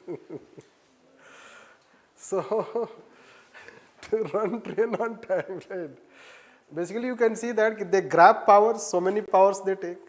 You as a, let's say that you are a railway passenger, you don't have rights. No. So many things have been brought, rules, etc., but you don't have rights. So, state becomes very powerful an institution. So when rules are framed, even social media intermediary guideline, do you think social media intermediary guideline, when it was formulated, lots of consultations have happened? Rather, when it was published, then you knew. Many a times some of the rules, etc., let's say demonetization decision was taken, how much difficulties citizens faced and why there was so much secrecy behind that. So that is how we can say. So there should be more, what we can say, systematic way of formulation of rules and imposition. Many a times section 144 is imposed, you know that. Why is Supreme Court frame a guideline on section 144? And still that guideline will not be followed. Isn't it? So that way you should know that it becomes arbitrary. So there are so many, let's say that rules, etc. you formulate, and those rules are formulated after some time they are nullified because they are arbitrary. This. So why not executive at the first stage itself ensures that there is rule of law? Or whether executive is so precarious, right? But we will not go into that debate. Already lots of time we are taking, so let's take 2B question. So 2B question, I guess you can answer yourself. No. Right. The right introduction related to transformational leadership. Write its characteristics, 4 I's. Then you relate with the 3 terms. This, it should be related to the 3 terms written: coordination, communication, and cooperation. So make it 2 terms. Right. Communication and coordination, cooperation. Then relate with any example.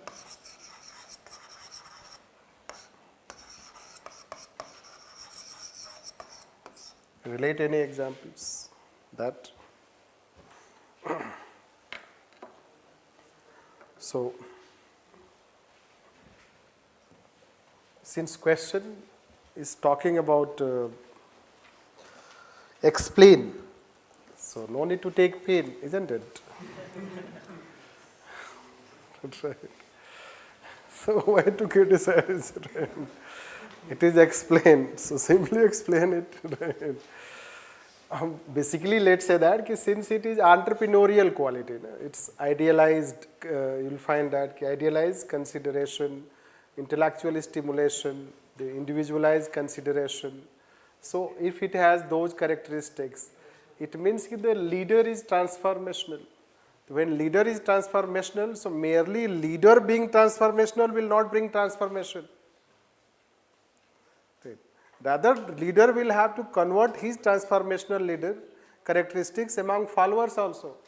And those characteristics will demand this. It will demand communication, because communication is the way to have transactional influence. And greater cooperation and coordination, team efforts, cooperation, team efforts needed. Because transformational leadership is not banyan tree type, one-upmanship. It's more about team-oriented, group efforts, participative efforts. Here you should also, you can link with Chester Barnard. Communication, because all the 3 elements he has in his theory, and functions of executive he talks. And that functions of executives also, it is a leadership quality. So we can also link that how communication, leader 1, what was important aspect of leader function? To establish a system of communication. First there should be a system of communication. Then there should be cooperation and coordination. Right. Then you can link even present Prime Minister, what he has done after Prime Minister. First is communication. Communicating with people, different segments of society, including bureaucrats. This, how transformation will come? So the leader tries to communicate with various sections of society, and then leader tries to influence them, and that influence result into bringing change in behavior.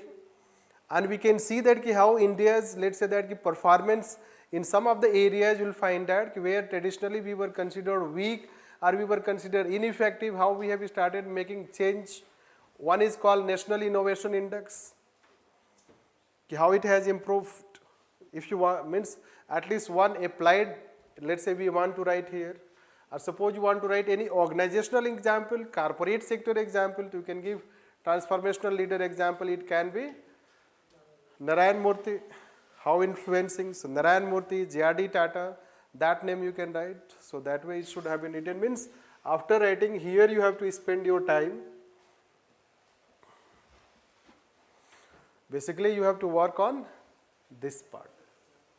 People will have a very smooth passage on this part. First part. The second part demand articulation. This. And that is how towards end you should write. That's why transformational leadership is a contemporary leadership. Then 2C question.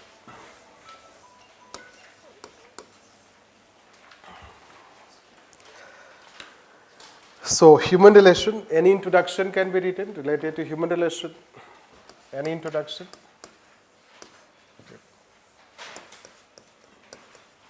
Then write basics of human relation.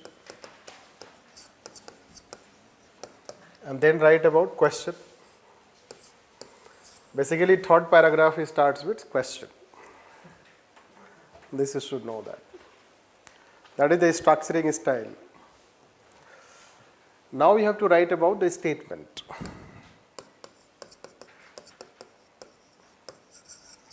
What is statement is talking? It is talking about relationship. Human relation is postulate what is important to a worker and what influences productivity level may not be organizational chart but his or her association with other workers. Right. What it is trying to say?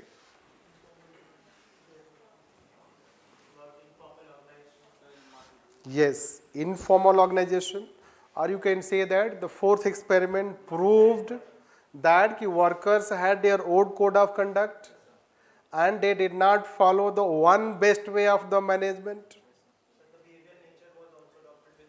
Yes.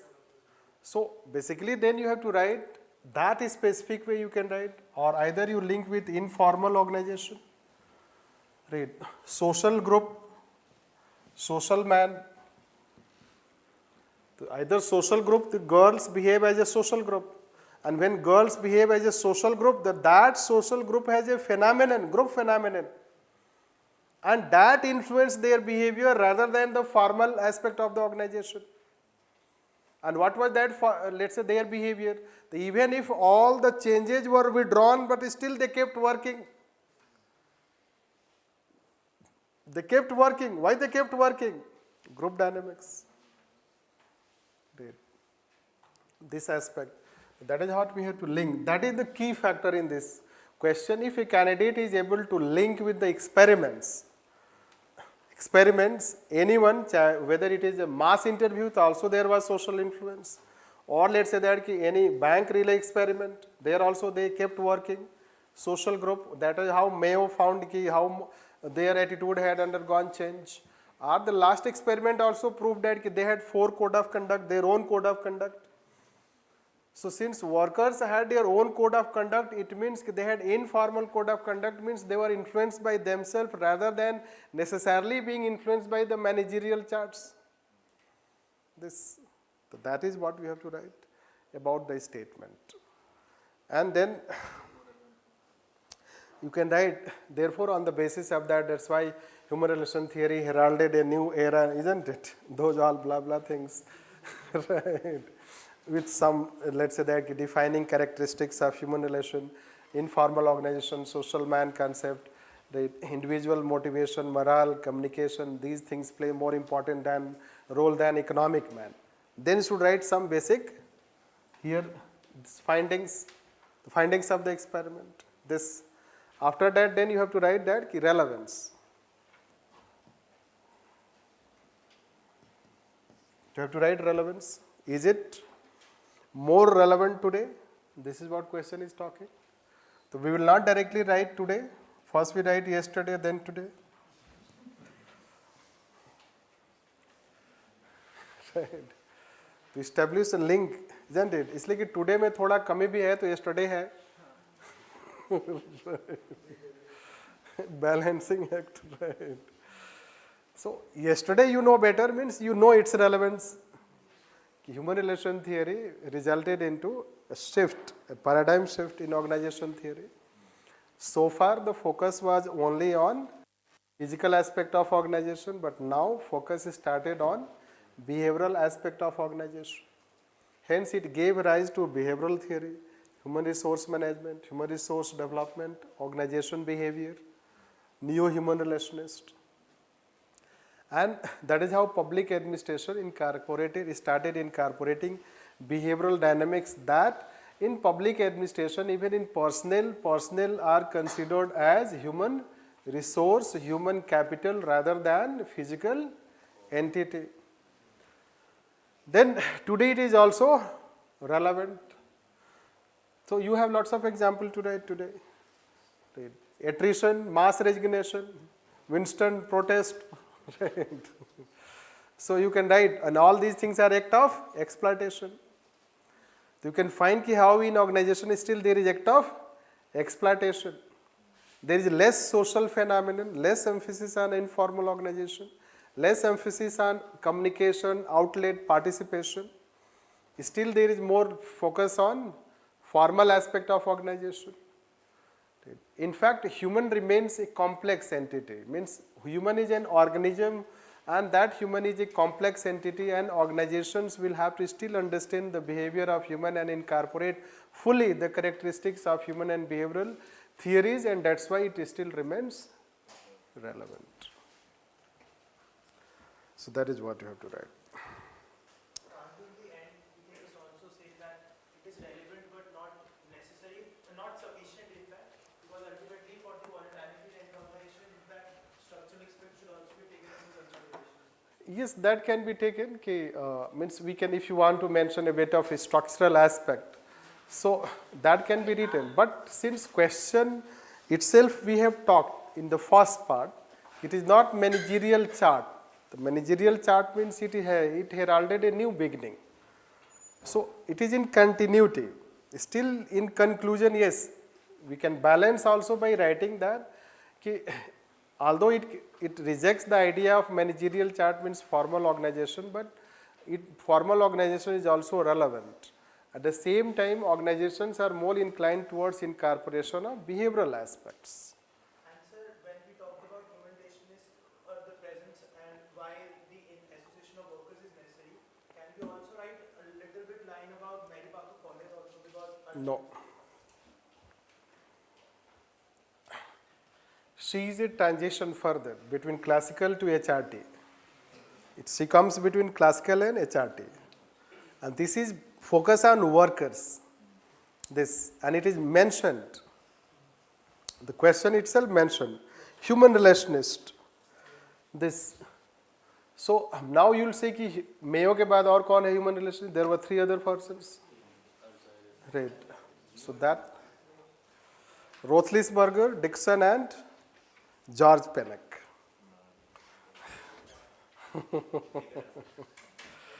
Right.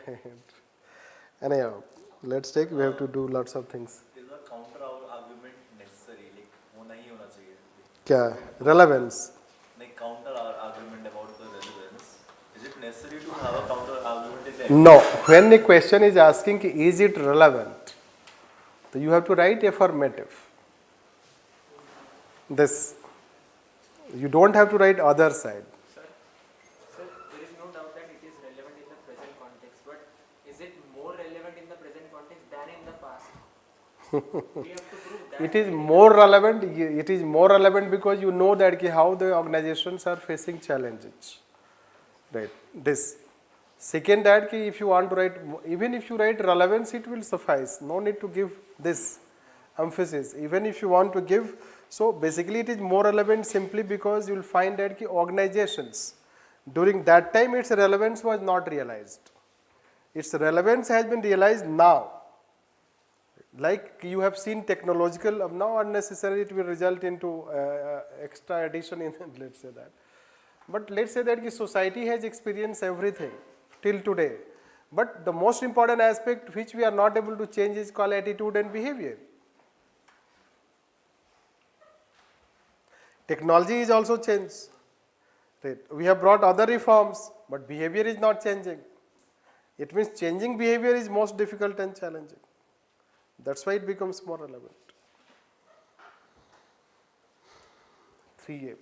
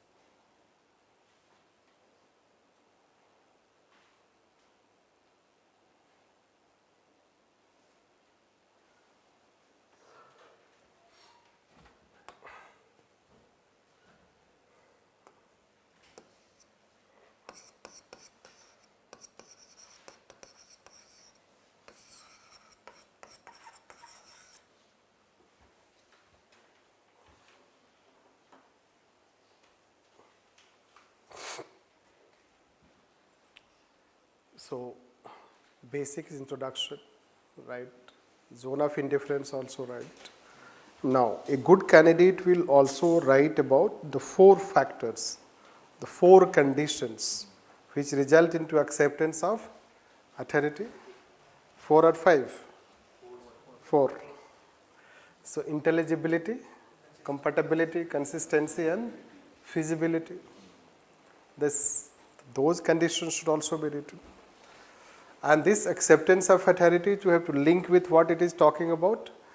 This question talking authority relationship and cooperation in modern organization. So, zone of indifference results into acceptance of authority, and this results into Mutual cooperation. cooperation, psychological partnership. Yes, cooperation. This, how cooperation can be improved by greater this zone of indifference or acceptance. That will be, let's say you can link. In fact, it is this question answer which you can write most theoretically correct. This 3A question. So, because it is very clear, then examine part is also clear. Authority does not only depend on acceptance, formal authority is also needed. No, because authority based on acceptance may result into chaos. Right. Hence, can be more relevant in a dynamic organization, middle and higher level of organization dealing with more dynamic subject matter. But if an organization is dealing more with administrative nature, emergency time, during that time we need a clear command structure. This criticism is also, let's say that examining part is also relevant. But then you to conclude by relevance of this. Yes, even if it has limitation that it cannot be applied especially in public administration. However, organizations today, they have to work more as cumulative. There should be more cumulative efforts, there should be more power with concept, there should be more network governance. In that scenario, acceptance of authority will enhance effectiveness of leadership, effectiveness of decision making. And that's why Barnard concept remains relevant. And that is how you should write its conclusion.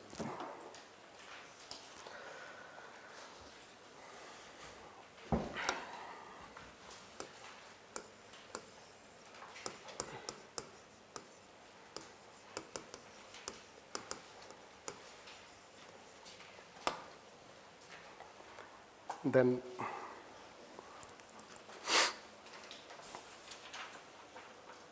distinctive, important, meaningful.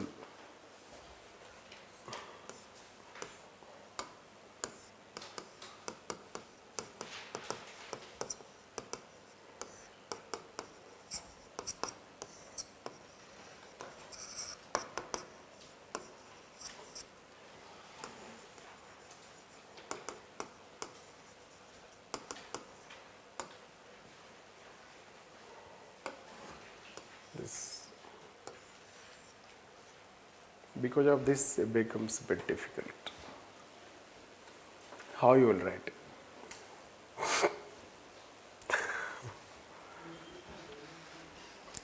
See, so yes, NPS, you should write about NPS as a post-NPM model. Then you should write characteristics. NPM is known for its 7 principles. Even if you do not remember 7 principles, NPM is known for bringing change in values of public administration. Like NPA, it once again redefined the philosophical foundation of public administration from management science to political theory or political science.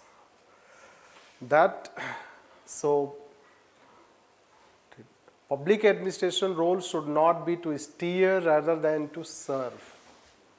This Public administration role is to serve people rather than merely steer people.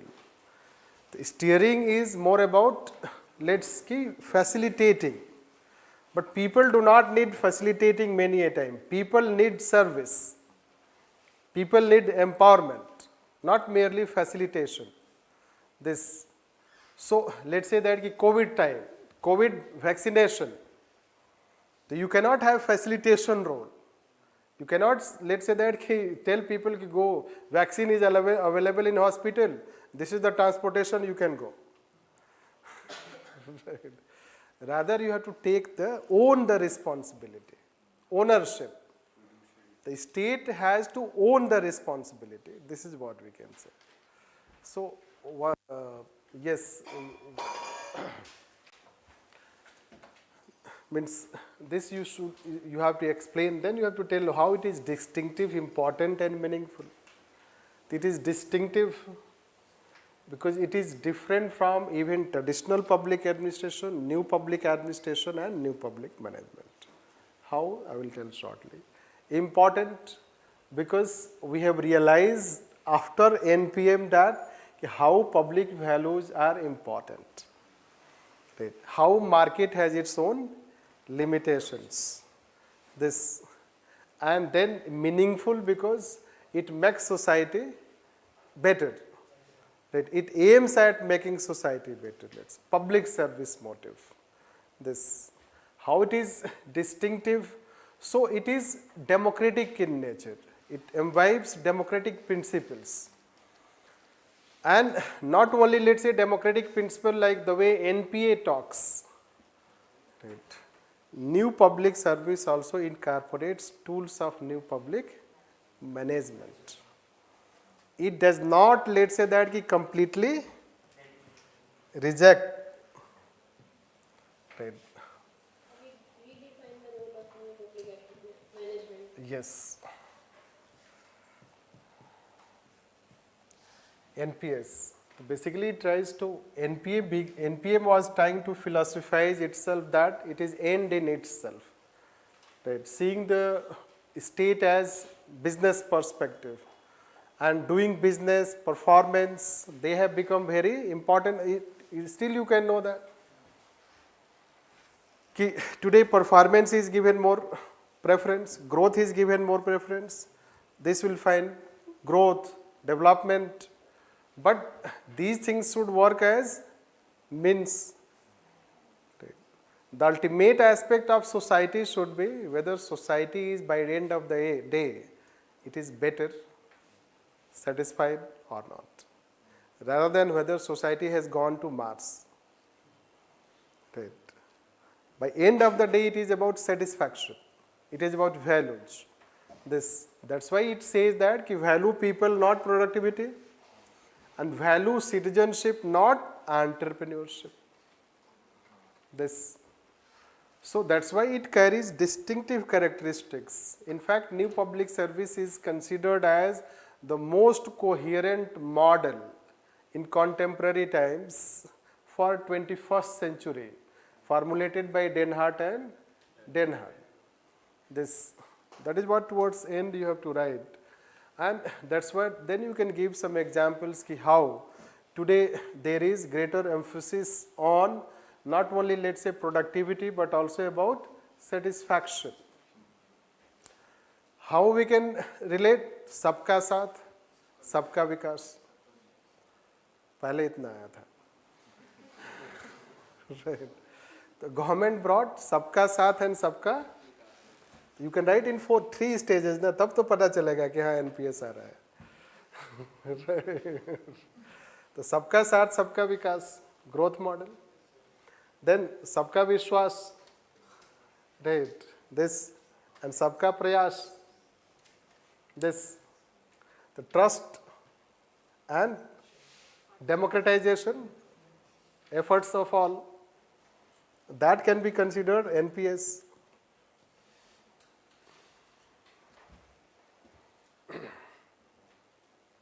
So we need NPM,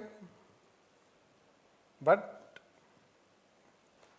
सबका साथ सबका विकास, government focuses on growth, right? But Growth is not enough. We have to build trust with people. Right. And then democratization. It's not only market, it's not only state, it's also people. This.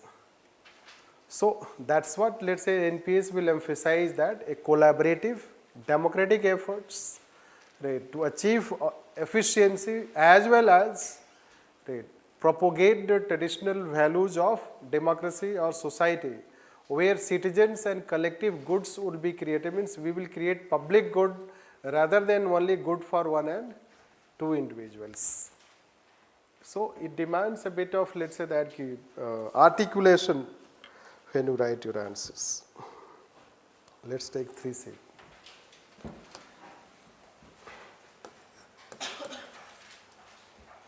Strategic communication.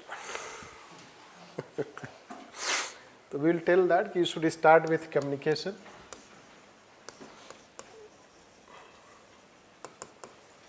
So you should start with communication. Write the basics of communication.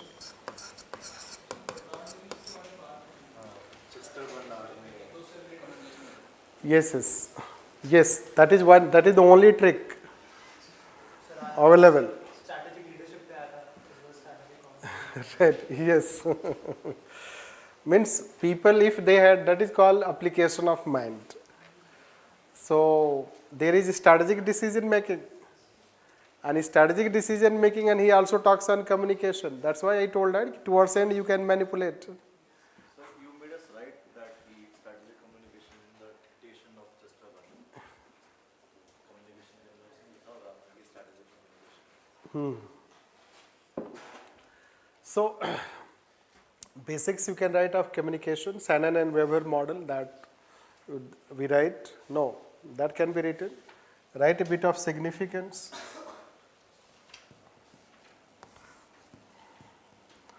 Write a bit of significance. Then start writing on strategic communication. ICT. Suppose you do not know about strategic communication. You can link with ICT, how ICT has resulted into change in communication revolution. That can be written.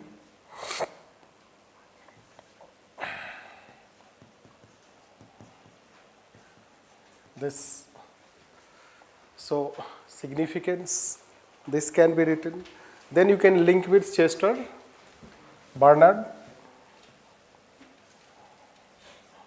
Strategic decision making. This way, strategic decision making, strategic communication, that way you can interchangeably use. This. That's why I told you this question could have been attempted, because you have something concrete to write. You can see that some questions demand lots of efforts to articulate. You have to apply your power of expression. Right. And power of expression, it is very challenging. But where you have direct content, you can write it. Power of expression is not needed. This. So that way, and then you can conclude. This. Conclude without writing exactly what is strategic communication. Right. Anyhow, we asked a question related to communication and ICT in our mock test last for CSE 2022. You know what people did? Most of the people were writing GS paper second. E-governance in the name of ICT. Question is ICT and communication, they are writing e-governance. In most of the, since mock copy I checked, I wrote, you are writing e-governance, not communication. This. Anyhow, let's come what is basically strategic communication. So, strategic communication idea has been given by Yojana. Right.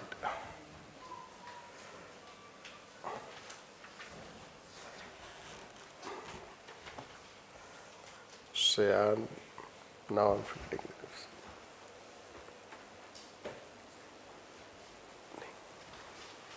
It is something like Ben Lin. In model answer, you check it, the name will give it. See, strategic communication means communicating exactly what you want, rather than having just a general communication. Are we exactly communicate what we want? Right.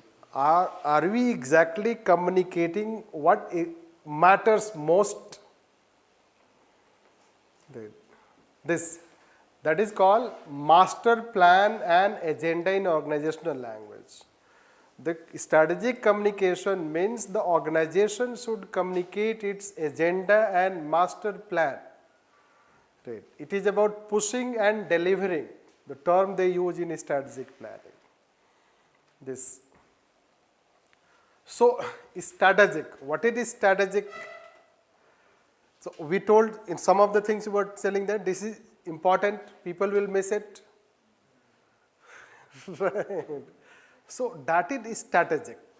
Strategic means a deciding factor, a critical factor. Right. So, let's take that, suppose you go to doctor, right, and you start talking about, he asks, okay, tell about your problem. So you may have heard, let's say, some people start their problem, right, and by the time they come on main problem, right, they forget, right. And it comes in their mind once they come, let's say that outside. Right. I have personal experience, but I cannot share. Right. Basically, in our family, I have personal experience. I keep saying to the people, those who, they do not communicate the main thing. Right. They will communicate, they will not, rather they will start. Right. Okay, I went there, or this problem started. Right, this way back, 4 years back, this is all fine. I went to this doctor, I went to that doctor, I took that medicine, this medicine. Abhi jo problem hai, main problem, right? That is what is strategic communication, right? So in organization, let's say organizations deal with various aspects of their clients, their products, the people. So whether they are communicating exactly the things they want to, this, and this has increased because of changes in society, including information and communication technology, that the communication of organization has improved. Organizations have, let's say that, increased their effectiveness of communication by using various tools and techniques, including Facebook, Google, Twitter, etc. This is how you find it. Means the platforms it is being told. So it has basically 3 characteristics. First, using different methods and tools for communication. Nowadays, let's say mail, chat, portal, etc. Which government use. COVID time, what is strategic communication? The COVID time strategic communication is that you have to tell to people what is social distancing. No, how we started communicating. So strategic, what was 2 गज की दूरी, क्या था वो? Right. So 2 गज की दूरी, mask है जरूरी. That is strategic, because it exactly communicates without jargonizing. Right. Without jargonizing that mask is important and distance is also important. Right. So that way you can consider that we used various types of tools, new methods to communicate effectively. Second is that it demands, strategic communication demands greater level of coordination and consistency. Why coordination and consistency?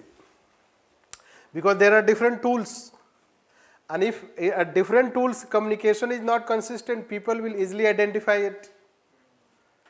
Right. because they have also information available. Anything you Google it and you know yourself. So that's why they are saying that there should be greater level of consistency, coordination and professionalism in communication. These are the three characteristics given by this thinker for strategic communication. Strategic communication, if you relate with other aspects, it is also being nowadays in defense sector, security, IR relationships. So strategic communication, articles have also been written. I was trying to see some of the things.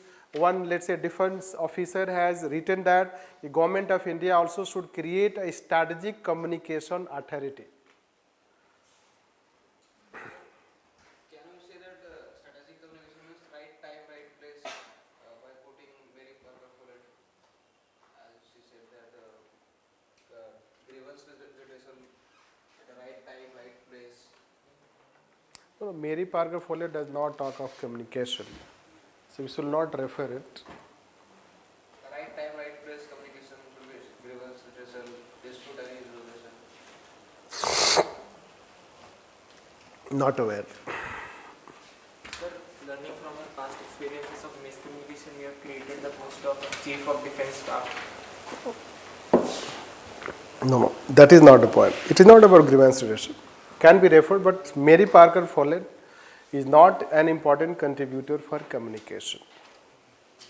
This I am deliberately also saying because people write. I'll tell you that people do not write Barnard, but they will write necessarily some other thinkers. But Barnard is the most important contributor. But here it is about strategic communication. Why military defense, etc. I want. No? Today you have a warfare. And today warfare is also psychological warfare. Right. It's also about image building. It's also about brand building. Right. Then the defense sector, international relation, or the government, they want to let's say communicate very effectively. Right. Like say suppose you want to communicate something to US. Are you exactly communicating what you want? So I guess our foreign minister, right, he knows about strategic communication. Right. So you know how he communicates. So that is what we can consider more effective way. So it is becoming relevant in today's society because of developments including globalization and let's say information and communication technology. That is how in the end you should write of this answer, and that way you should end it. This. Further you see details in model answer, right? Leadership. Yes, yes. So how this strategic communication is different from traditional communication? Just repeat again. Sir, I was asking, sir, how strategic communication is different from traditional communication? Like you gave example of. Yes, traditional communication is basically it's let's say that in linear manner. Traditional communication happens in a linear manner. First, traditional communication gives emphasis on communication per se, right? Not the main thing that you want to communicate. It talks about communication in general. It can be, let's say that a letter, it can be a message, it can be, let's say that a piece of paper, it can be a report, it can be, let's say a messenger taking the message. So it's a communication that we say, general communication. Although their goal was also, the Shannon and Weber, their goal was also to ensure that the source and receiver, so the sender and the receiver, so receiver is able to exactly get the same communication sent by the sender. This. But since there is a process, long run process, so then it is noise and interference. Now when we talk strategic communication, so you have got new tools and techniques. Let's say that कि आपको 2 गज है जरूरी and mask है जरूरी. How you will communicate? Suppose there is no ICT tools and technique. If we do not have ICT tools and techniques, it will not reach out to masses, isn't it? because masses will see through various platforms. Either you have to write on the walls, this. So, but when you use the tools of ICT, it results into reaching out to the people. So it is because of that, we can say, because of channels, because of technology, and then you want to communicate the main aspect rather than the entire message. Because of that, we can consider it as different. Right. Then leadership, 4A question. Any introduction? Then write leader, write administrative.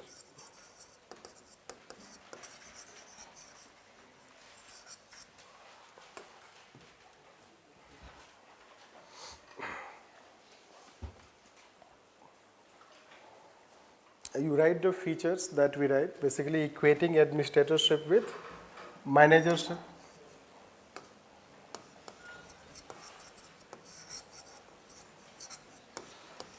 But then you add one more thing, because there is a difference between manager and administrator. Right. There is also difference between manager and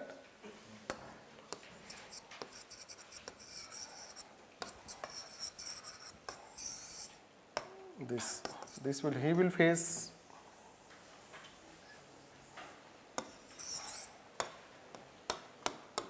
complex environment. Coping with complexity. So we have told how. In fact, we started with Wilson itself, administration faces complex environment. Right. So, person who is, let's say, IIM graduate, and a person who is IAS. There is difference, because manager has a limited complex environment, because business environment is not as complex.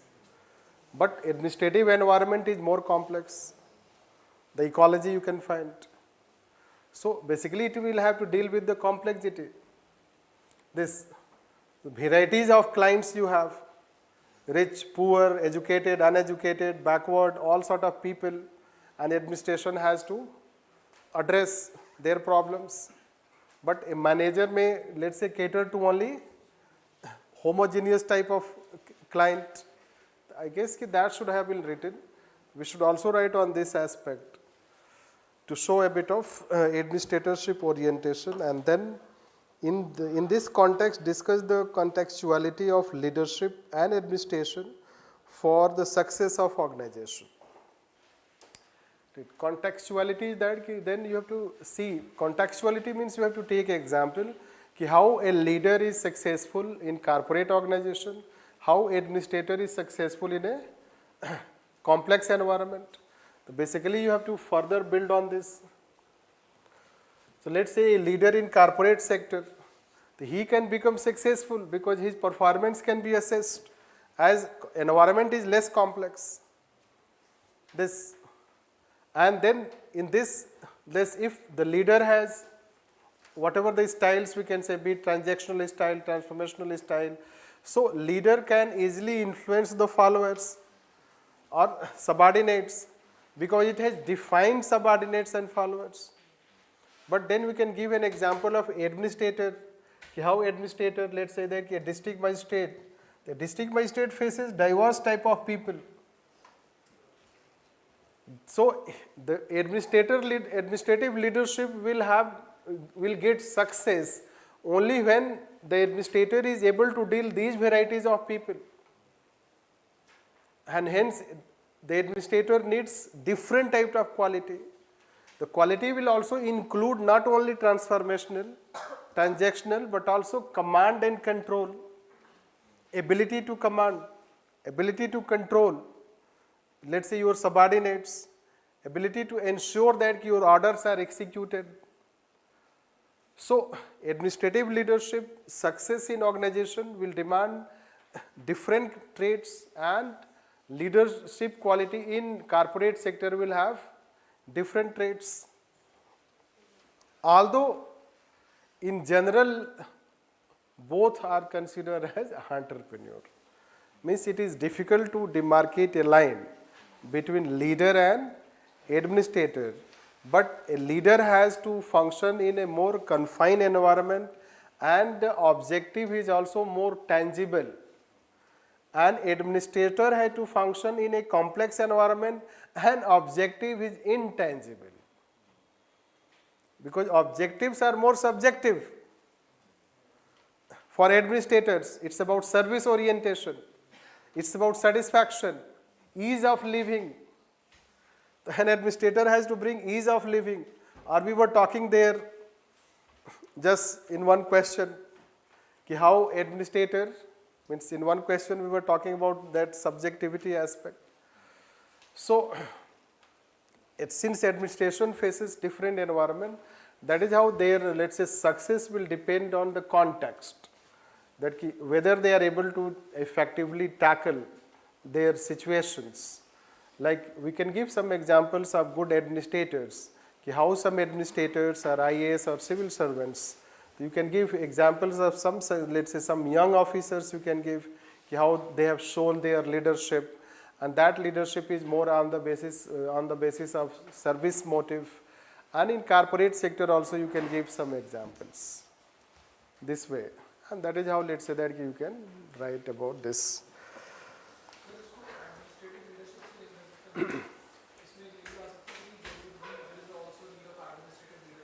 Yes, yes.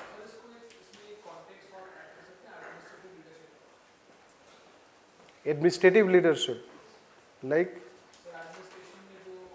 yes, we can talk, as we told that we should talk the differences, but then we can also draw like this leadership, administratorship, and this administrative leadership. Like, let's say transformational, administrator can also have transformational leadership.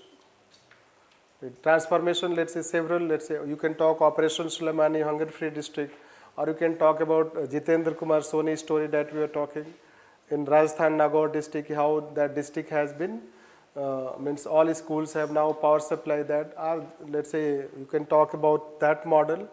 We were talking about Iqbal Singh Chahal, Mumbai model. So a leader will also have transformational role, right? Or some administrators are also charismatic, they are very influential because of their personality. But at the same time, they are different because they have to have command and control. This, because it is a bureaucratic leadership. This, so that is how towards the end we should talk on this. Right? Then regulatory governance.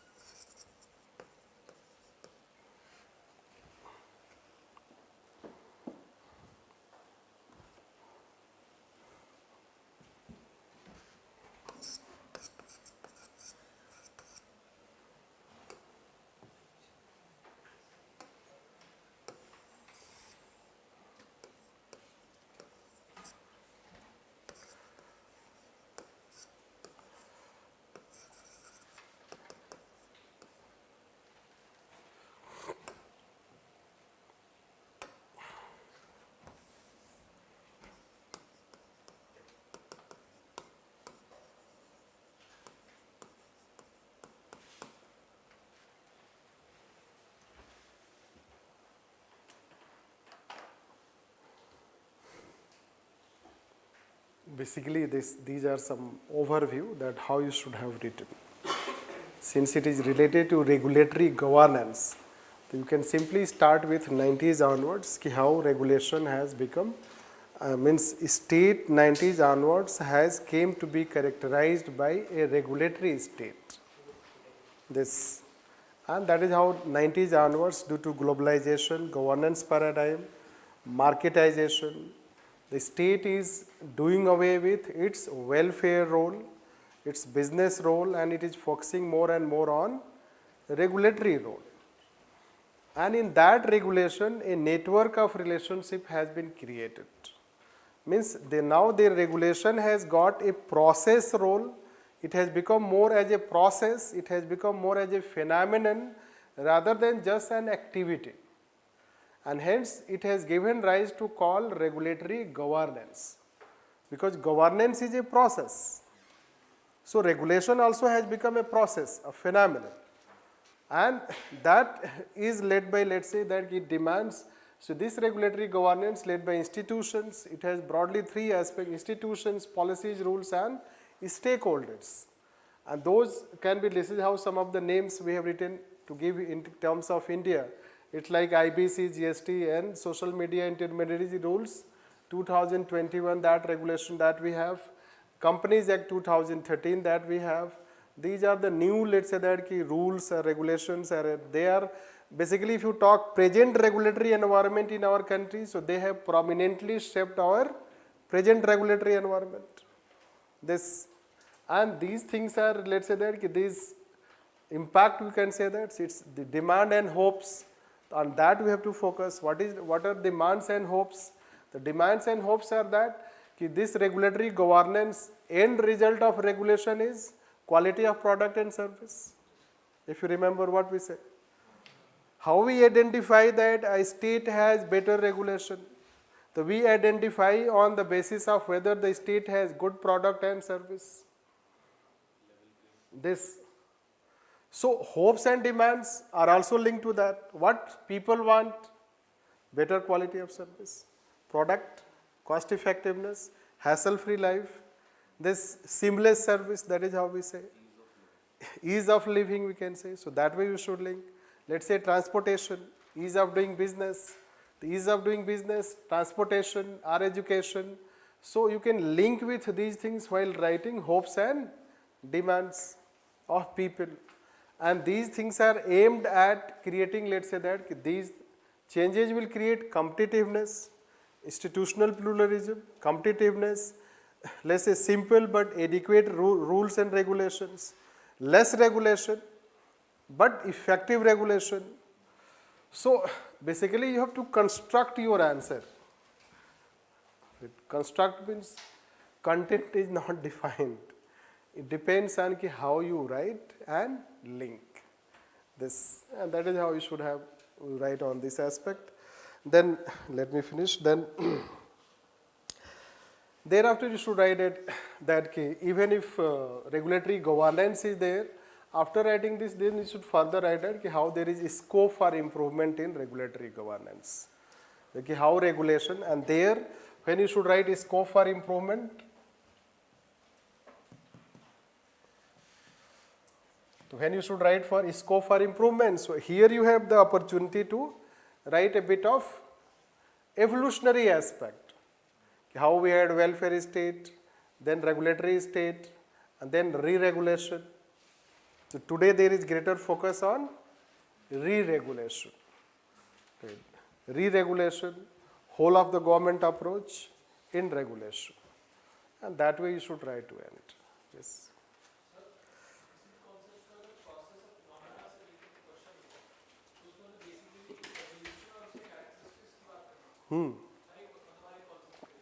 Yes, wherever you have governance term, no? The governance term it encompassing term.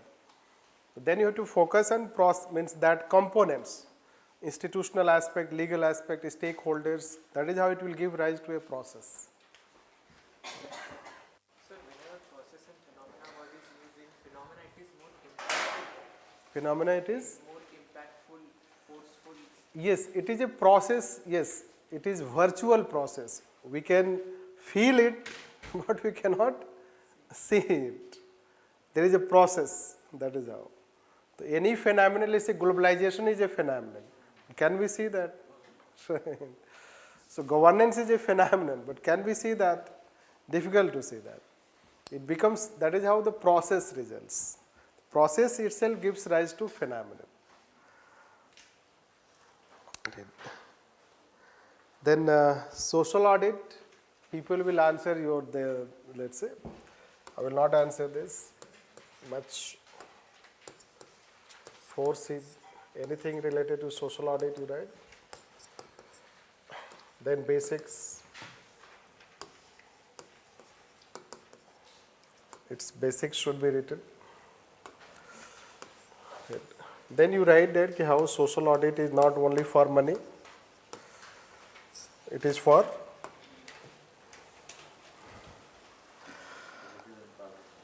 positive impact on governance.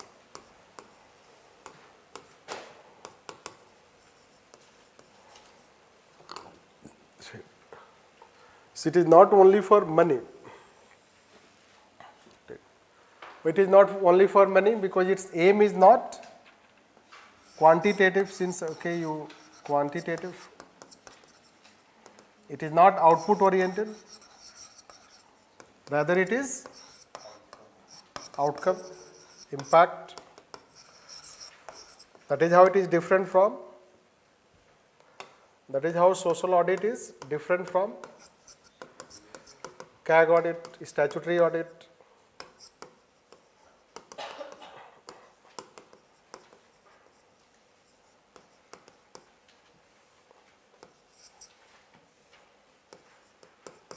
That is how we consider it as different from statutory audit. Right. Then we need some good examples. So some good examples how it also brings positive impact. The positive impact is, let's say, Manrega and social audit. How Manrega and social audit, and then it has influenced the effectiveness of implementation of Manrega. In fact, social audit has become now a part and parcel of governance, decentralized governance, that it has been institutionalized. Meghalaya has a legal and institutional framework, and Andhra Pradesh has this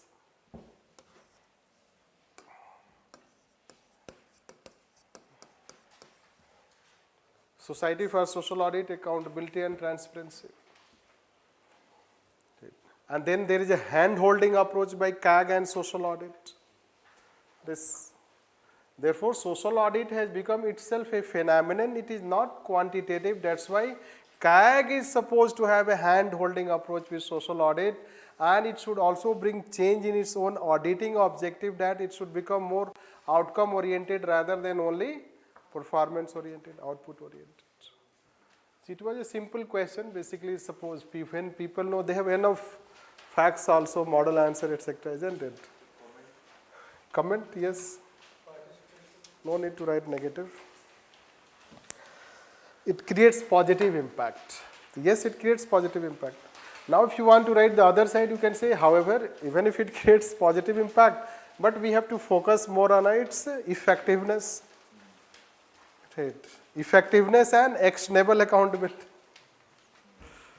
Right. We tell actionable accountability, so you'll know all these things.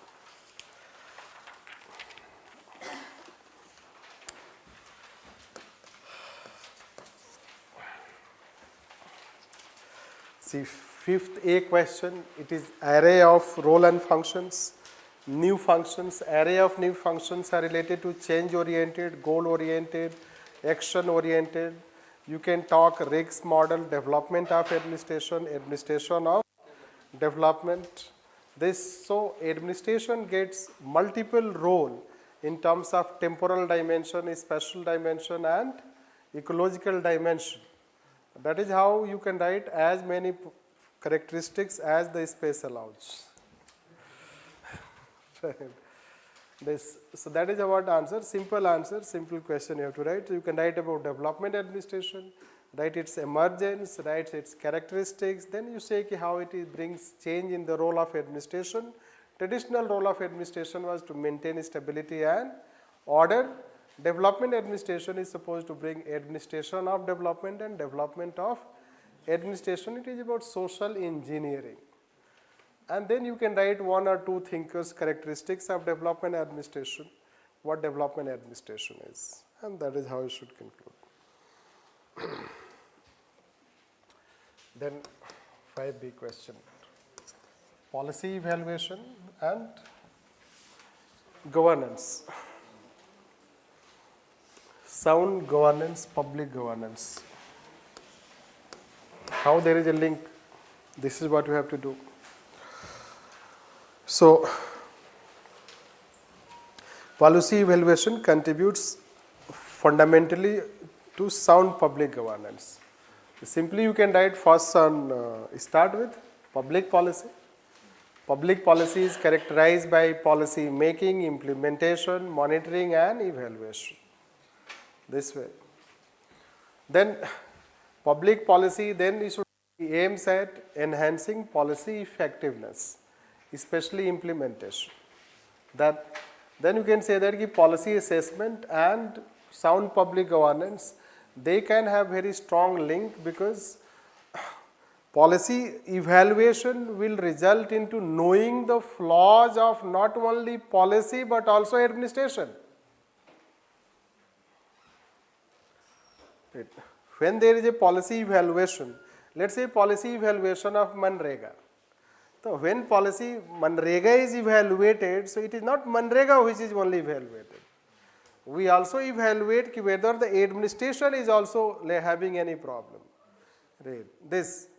And accordingly administrative reforms are brought. The policy will also be changed, but administration will also be changed. Like you can understand development administration. What development administration did? Not only change in policy formulation but also administrative capacity building. It is development of administration and administration of development also. Therefore, if there is effective policy evaluation, so that will also enhance governance. Governance.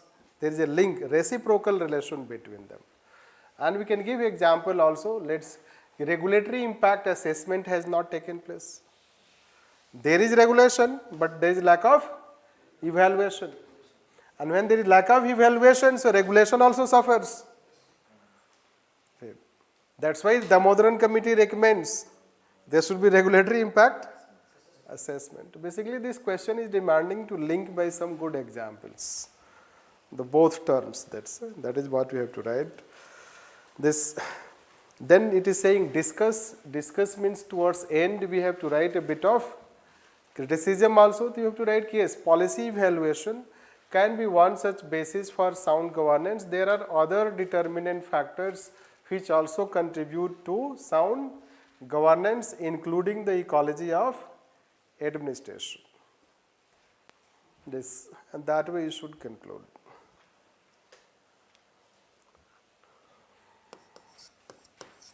Five C question. You write introduction, CPA experience different approaches in its comparative studies. That is introduction. Then you write the different approaches of CPA. No, the bureaucratic model, general system model, structural functional approach, input-output model, middle range theory approach, and development administration approach. So you know lots of approaches. Thereafter you start the question. Right. Whether Max Weber bureaucracy works as heuristic. They have used the term, see, great heuristic purpose. Heuristic relevance. This, so yes, because Max Weber model became the most dominant comparative model in CPA. Right.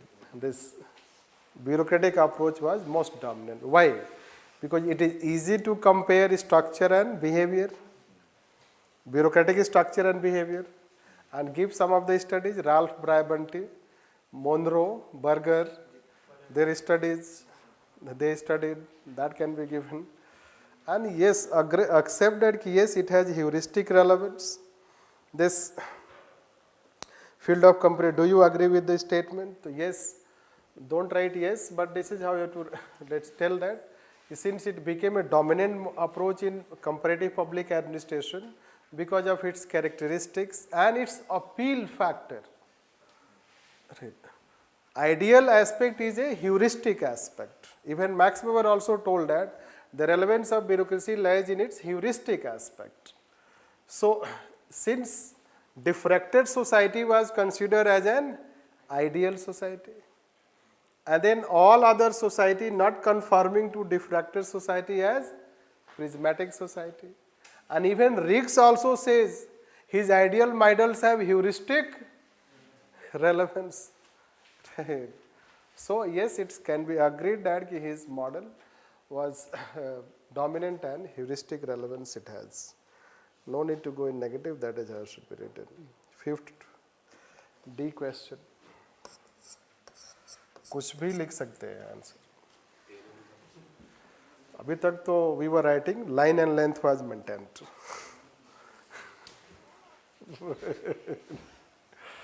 Now, this is what basically in paper, sorry, section B, UPSC has learnt a habit to ask vague questions.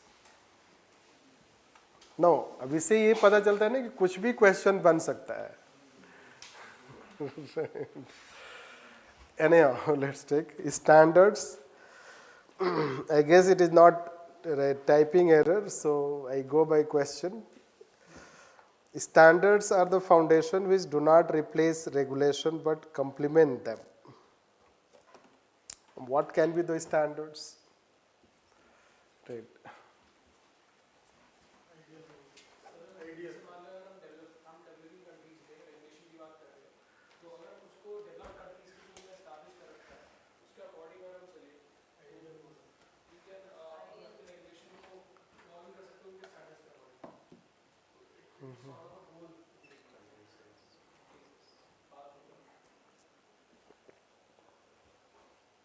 Standards are the public service motive or the legality that is involved when we do regulations. So that cannot be compromised.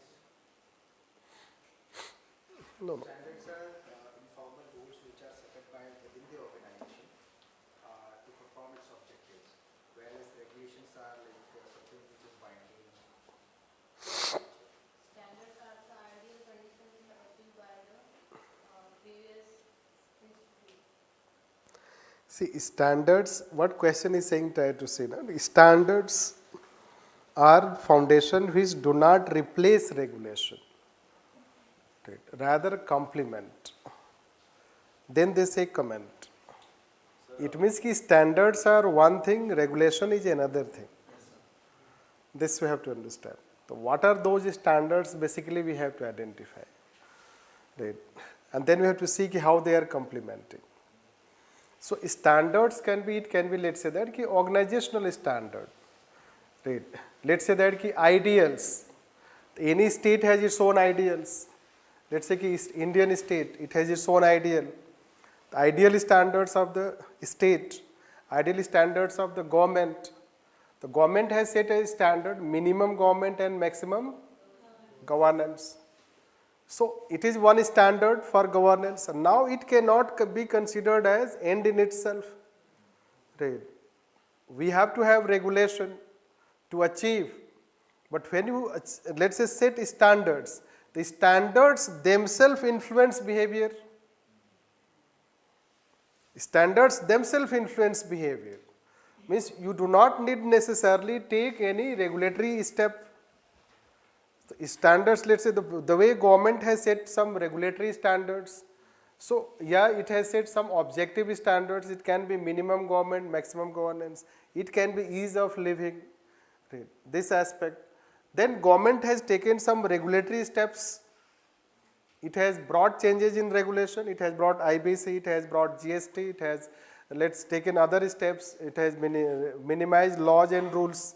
Now its ease of doing business has improved. This. So we have to separate two things. One, that as a standard. There are different standards, let's say. We can have service standard, we have management standards, we have product standards. Let's say we have ISI standard, ISI mark you have, ISO certification you have. Then similarly, Sevottam you have, that standard also we can talk. So when we say such standards, so standards, they are not themselves regulatory in nature. They influence the behavior, but at the same time we need still regulation and regulatory institutions. And they can be considered as complementing, means having a complement relation. That is what we have to write. So vague question, vague answer. 5A.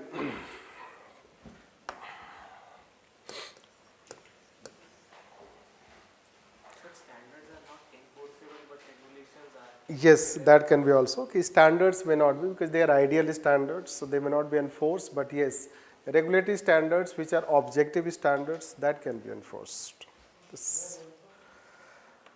Yes, elaborate. Outcome busting, it is another simple question if you know. So those who know, I know that most of the people, they know what is. In fact, we have asked in our mock test, outcome busting, and it is taught also. Yes, no, that is not a standard. It can be, someone is talking, doctor and patient ratio. Yes, can be written anything, not a problem. Right. See, those who know, I don't need to discuss, it is a simple question. Those who do not know, they will be taught this way. Basically, outcome by the name itself. No? Outcome busting was brought in India in 2005 and 6. And there is already performance and output and outcome busting during 1990s internationally. Right. There was performance busting which came in 50s. Then input output entrepreneurial busting which came in 90s. After Ronald Reagan time, it has also been asked. Right. Now they have asked outcome busting which has been introduced in India in 2005 and 6. Right. And then 2007 and 8, outcome busting has been merged with performance busting. Since 2017-18, when this present government came to power, so then it has been preparing a budget into 3 categories: outlay, output and outcome. This. So outlay is related to budgetary allocation, output is related to performance of that allocation, outcome is related to impact created. Over 68 ministry departments have introduced this, and outcome evaluation is done by Niti Aayog. Now after writing such basics, you can write how it overcomes weakness of output busting, performance busting. Because performance busting is output oriented. It is quantitative. Like example, let's see Manrega. So Manrega, let's see how many people got job, how much money was sanctioned and how much money was spent. Suppose money was sanctioned 1,10,000 crore and we have exactly used 1,10,000 crore, or we let's say spent 1,20,000 crore. So this is the output. Then suppose that 1,00,000 people got job. So that is the output. But then it does not tell the effects on the life of people. How their life has undergone changes. Those who got job, whether it has resulted in inclusive development, whether it has resulted into social economics, livelihood security it has given, whether it has empowered them, whether there is a change in their family, their children they are sending to school. So these are considered as outcome orientation. And since today, let's say that in present time there is greater emphasis on not knowing only about output but also about outcome. Ease of living. Ease of living is a qualitative objective. Hence we need to know also outcome. And that's why this busting. So when there is a busting, outcome busting, there will be also outcome auditing, and then we will have also outcome evaluation. So that way you have to write. So that way it is considered as simple question to write. Let's write. Can we say that they have the same relationship like effectiveness and efficiency? Yes. Yes, it is. 6 a question.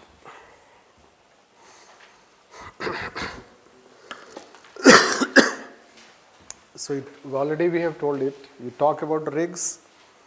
No. So you should talk about rigs model, ecology of administration. Then he talk how rigs talk about change.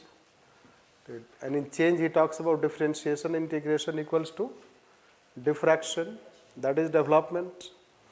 Now he has applied this model in terms of change, and he identified two types of change, endogenous, exogenous, this. So in endogenous change comes from within people. Then there will be differentiation and integration, so it will result into diffraction. Now here change come from without. So when change come from without, then there can be differentiation but not integration. This, or there will be institutionalized change. So when there is institutionalized change, like most of the developing countries, they have institutionalized change. They underwent democratization, then they adopted constitution. We adopted constitution to democratize this. Hence, there will be greater prismatic nature, prismatic society. This way we can say. That is what question is asking. So, examine part it is. So, once you are done with this, then comes examine part. What should be in examine part?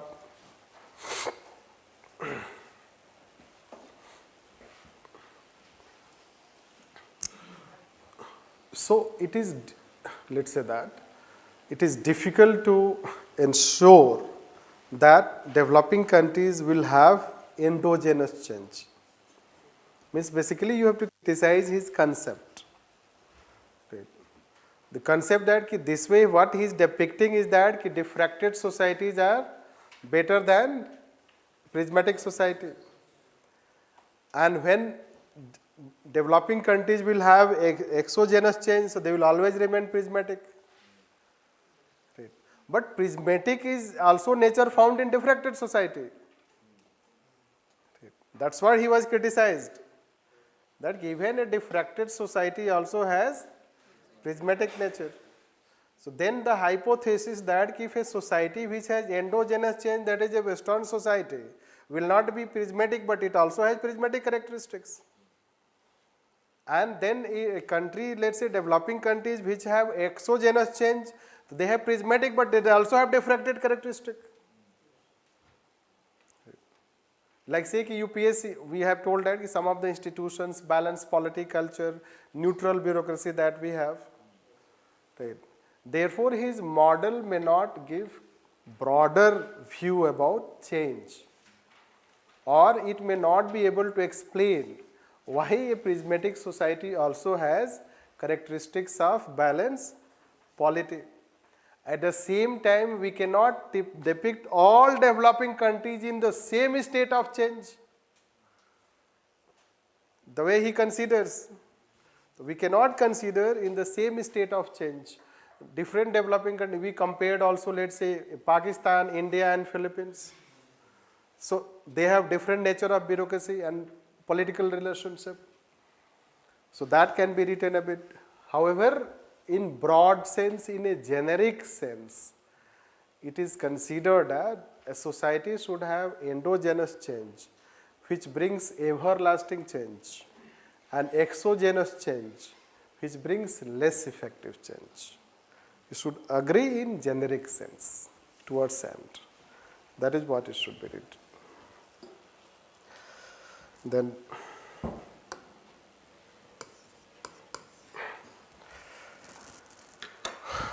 environment situation, human resource development, environment situation. First you write about human resource development, introduction, then how environment situation influence. Environment situation influence in case of Skill India. I will just write Skill India mission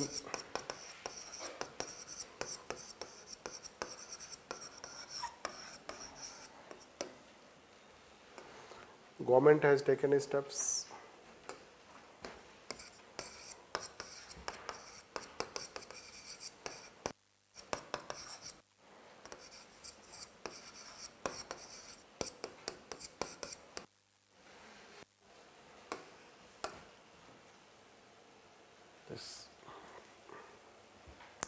since it says the question command is again examine, so this is how we will say is examine.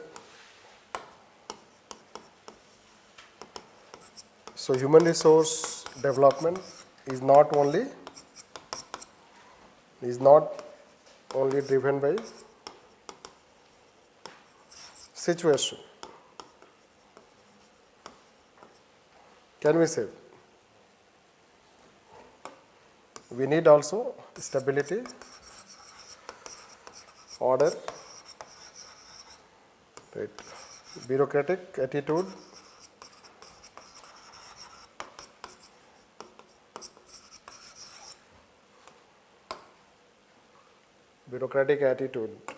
or 4 is, what 4 is are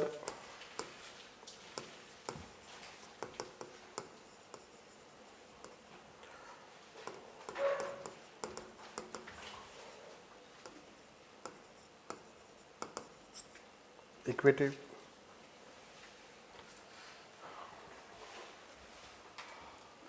this will be the overall aspect of answering the question. Okay. So everything is not change oriented, otherwise it will become very ad hoc. This, yes, human resource development should address also the present needs, and present needs are largely based on ICT skill we need. We need ICT skill, we need soft skill, but hard skill also needed. Can I say that hard skill we do not need? We need hard skill, we need soft skills. This. So human resource should focus on both. Right. Hence, situation certainly drives human resource development. That's why Skill India has been initiated. Skill India is to bring multi-dimensional skill, including computer skill, digital skill to our human resource. At the same time, let's say Mission Karmyogi is also focusing on holistic aspect because it is demand. We need to enhance the administrative capacity, but it will not be purely on the basis of situation because we also need to inculcate hard skills. And that is how we should, let's conclude on this aspect. I'm just speeding up. So, otherwise it will take more time. Rest you read from details from model answer. So, write on Lindblom why he rejects rational model. Why he rejects rational model. Then write his incremental and characteristics.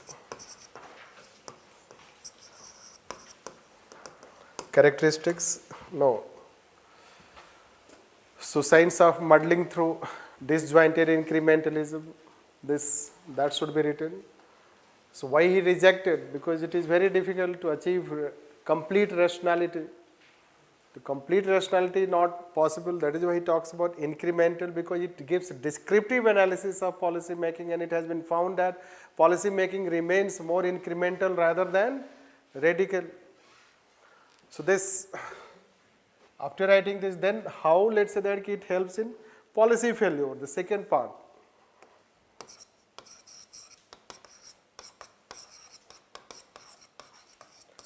So policy failure happens due to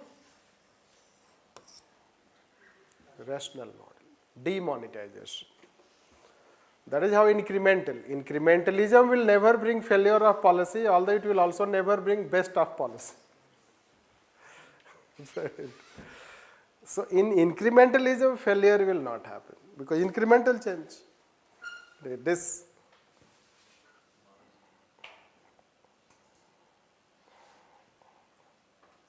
incremental change. Largely, let's say incremental, so there is continuity. But the radical will happen like this. No link between past and future. So that is what you will find that there can be more risk, and that is how there can be policy failure. So it was this link, let's say that if you are able to establish, you will be able to write this answer. If you are not able to write this one, So the link will be missing. This. Then what can be the solutions? The solution he also told. He also moved a bit ahead of his incremental, strategic incrementalism. Right, strategic. Right. So strategic incrementalism is less incremental and not completely radical. So that will save from policy failure. Policy, since second part is also demanding to write other things, you can write big data analysis, you can write evidence-based policy making. The evidence-based policy making, big data analysis, that can work, and then strategic incrementalism, that can help in overcoming policy failure. This and these things can be considered, means there should be, let's say, balance between incrementalism and radicalism. That will, let's say, help in minimizing policy failure. Although still there should be also emphasis on rational policy making. Okay. That also you have to write towards end. Right. Why? Incrementalism after certain level does not work. And if it is wrong here, the wrong continues. The gain of rational, let's say that if you take rational decision, the gain of rational will be much more than what incremental you have. And that's why there are different models. Like we have punctuated equilibrium model. We should end with punctuated equilibrium model, which says that after certain level of incrementalism, if we should puncture it, we should bring radical change, then we should puncture it, and we should bring radical change. So that way you should conclude. Then 7A question.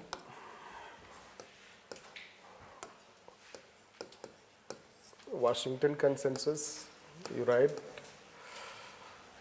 a structural adjustment program. Then you write about its positive, write about negative, write East Asian crisis, write it. This. Then write about Latin American countries.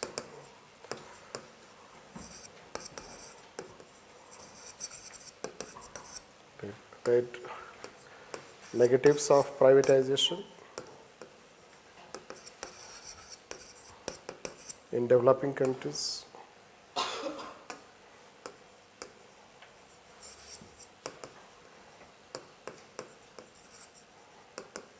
What are these? You know that resource? Yes. That should be written. Latin American country, you know, Venezuela, Bolivia, Venezuela, etc. They went to socialist after going for privatization, etc. Failure of capitalism. That should be written. In developing country, East Asian crisis, 1997. So this positive you should write yourself. The positive benefits in developing countries, because more and more globalization, competitions, yes, they have benefited also. Competitiveness of their economy has increased, regulatory governance has improved, quality of product and services, they find, let's say, Bangladesh growth rate, etc. We can give some examples, including India's emerging economy and 5th largest means now. So blah blah things you have in positive side, but on negative side, these are some important things that you can write. And then it is Washington Consensus first, then Washington Consensus second, which starts 2000 onwards. That is called post-globalization era. The post-globalization phase, you write post-globalization. And post-globalization is about re-regulation and bring state back in. Right. Means not, it should not casino, let's say capitalism, right. Basically, first era was known as casino capitalism, right? Turbo capitalism, casino capitalism. This So it is not pure capitalism of Huntington. No, stampede of horde and annihilate whoever comes on the way. This, so, but it is not like, say, it is about balancing. Balancing means, let's say that protection should also be there. State should also be there. The presence of a state, strong regulation. So there should be now what we talk about, strong regulation, presence of a state. This, and privatization is not a solution.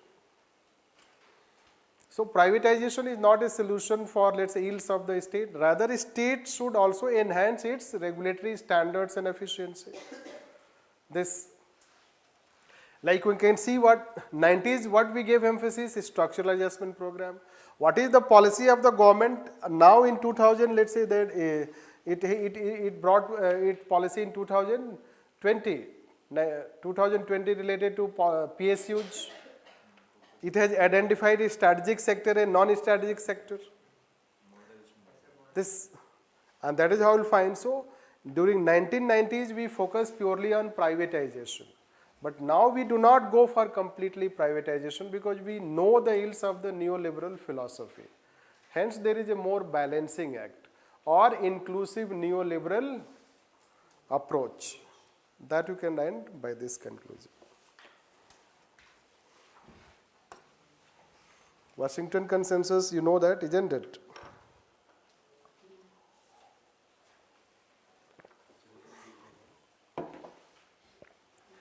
Since World Bank and IMF both have their headquarters in Washington and they advocate the neoliberal philosophy, means they have consensus among them in terms of philosophizing the same ideology.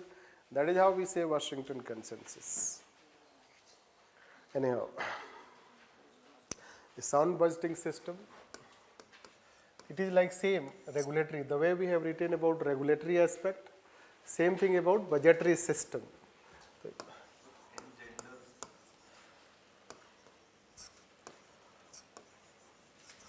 It is budgetary system you have to write in this. It here engenders is not gender busting. Here engender means propagates. Otherwise, you know what will happen. Some people will end up writing gender busting, completely wrong. Right. Because see the other backward forward linkages. Right. Sound budgeting system. The sound budgeting system cannot be gender busting. This you have to understand. Then the last line you see this, context of budgetary governance. See what the terms they are using now. Budgetary governance, regulatory governance. These things are very, let's say, that a holistic type of terms which demand lots of understanding. Anyhow, so basically you should start with writing a budgetary system. Right. Budgetary system means first you have to write about financial administration. Financial administration focuses on how to generate finances and resource mobilization so that the government has enough for achieving its developmental needs and welfare of the people. Hence, finance is considered as oxygen of the system. This financial administration, most important tool is considered as budget. Budget has both an income side and expenditure side, and for budget there is a system developed. So there is a budgetary system. That budgetary system consists of executive, especially Ministry of Finance and other departments, then legislature which enacts the budget, then implementation of budget. Hence there is a budget cycle and budget process known as budgeting, accounting and auditing. This, so that is how, and it has given rise to a budgetary system. Now a sound budgetary system means all the three processes should be very objective so that there is no fiscal profligacy. So there is a fiscal consolidation, there is fiscal prudence rather than fiscal profligacy. Means government has, even if limited resource, but it is able to utilize it optimally. and rationally. That is called sound budgetary system. And when there is a sound budgetary system, it will build trust among people and government. Because if government is able to have better financial management, it will be able to serve to people more efficiently than when it has fiscal profligacy. Fiscal profligacy can be considered that if government needs 100 crore but it has given sanction of 120 crore, the 20 crore is wasted. And when it is not properly utilized, so then 20 crore wasted and that 20 crore was needed by some other section of society. So if a country has sound budgetary system, means even if it has limited resources, but it will be able to optimally allocate to all the stakeholders, especially the needy section of society. That we have to write, and that ultimately gives rise to a budgetary governance. This is how it should be written. Read model answer.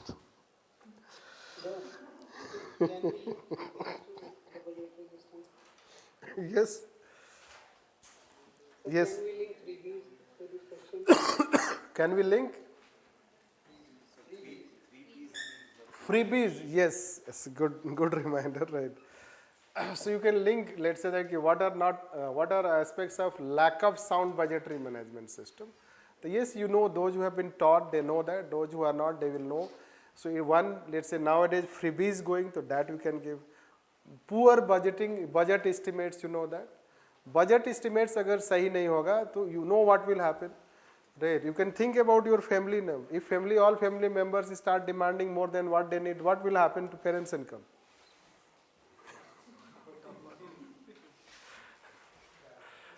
Right. That is how the country, right. So the same way it is the country. The country has limited resource. It is always going to have limited resource. And if budgetary system should be there where you allocate, you spend, you audit to know what happened. If the cycle is sound, so then you can have better financial system. That is how. Freebies you can say, poor budget estimates you can say, budget not debated and discussed, guillotine, etc. that you can say. So some of the facts you can write about the negative practices. Plus profligacy, you know, populist budgeting, you know that. The populist budgeting and others. So those things can be mentioned. Good practices, you can say FRBM Act, that can be a good practice. Expenditure management, FRBM Act, types of budgeting, performance budgeting, outcome budgeting. So the positive sides you can write. So this way you can link. The content details I am not trying to tell, read the model answer. So let's take next.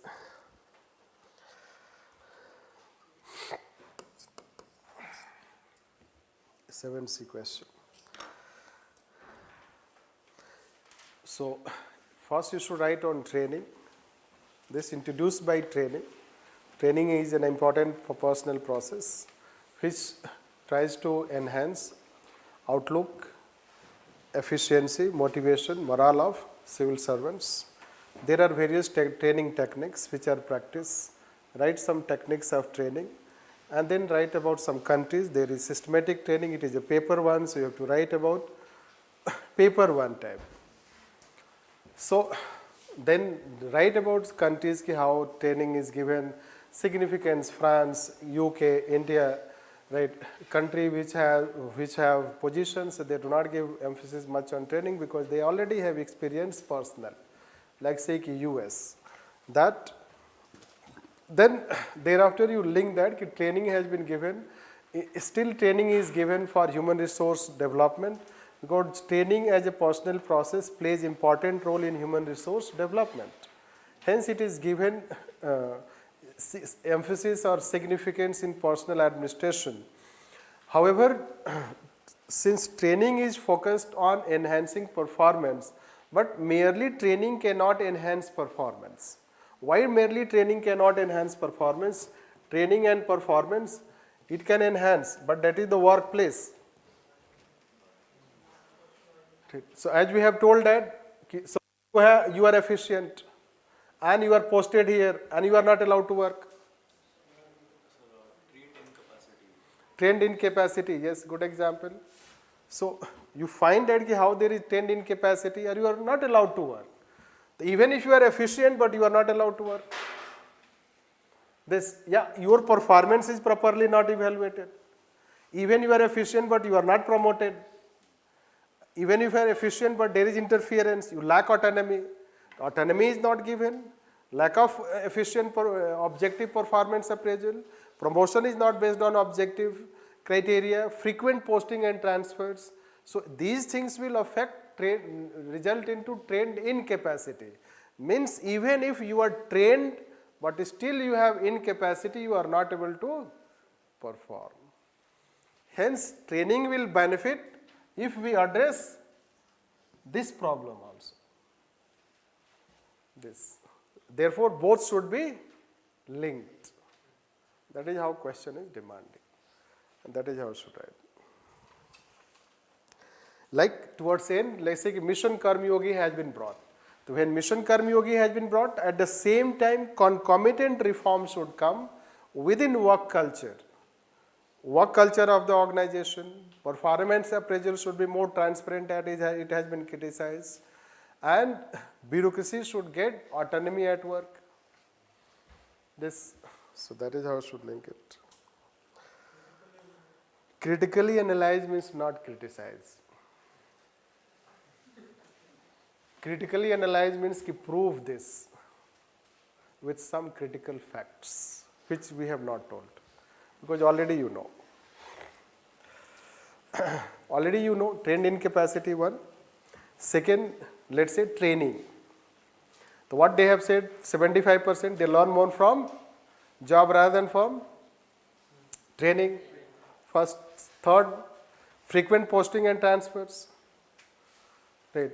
Means problem is not that civil servants do not have capacity to deliver. The problem is that their capacity is not utilized because of ecological factors. So the focus should also be to bring change in ecology, right, rather than only changing within civil servant. That is critical. Critical analyze means in-depth analysis with critical facts. No, it is not negation. What the statement is, the same statement we have to explain in depth with some critical facts. Right. Means we have to prove it that yes, how let's say that training will not benefit unless we link with or bring change with this aspect. This. So let's take last one. Audit.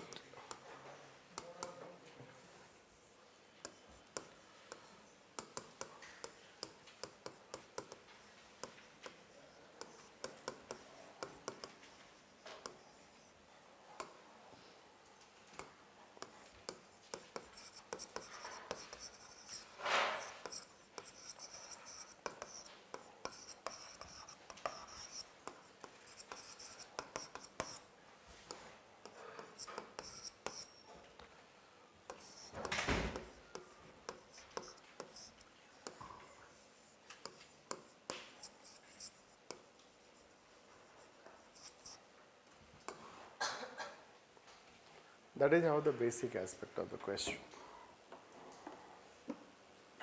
Right. So, question is audit. You should start since you write about audit. Exactly, we have asked the same way. The question will tell that the same model answer, same it has provided in model answer this way.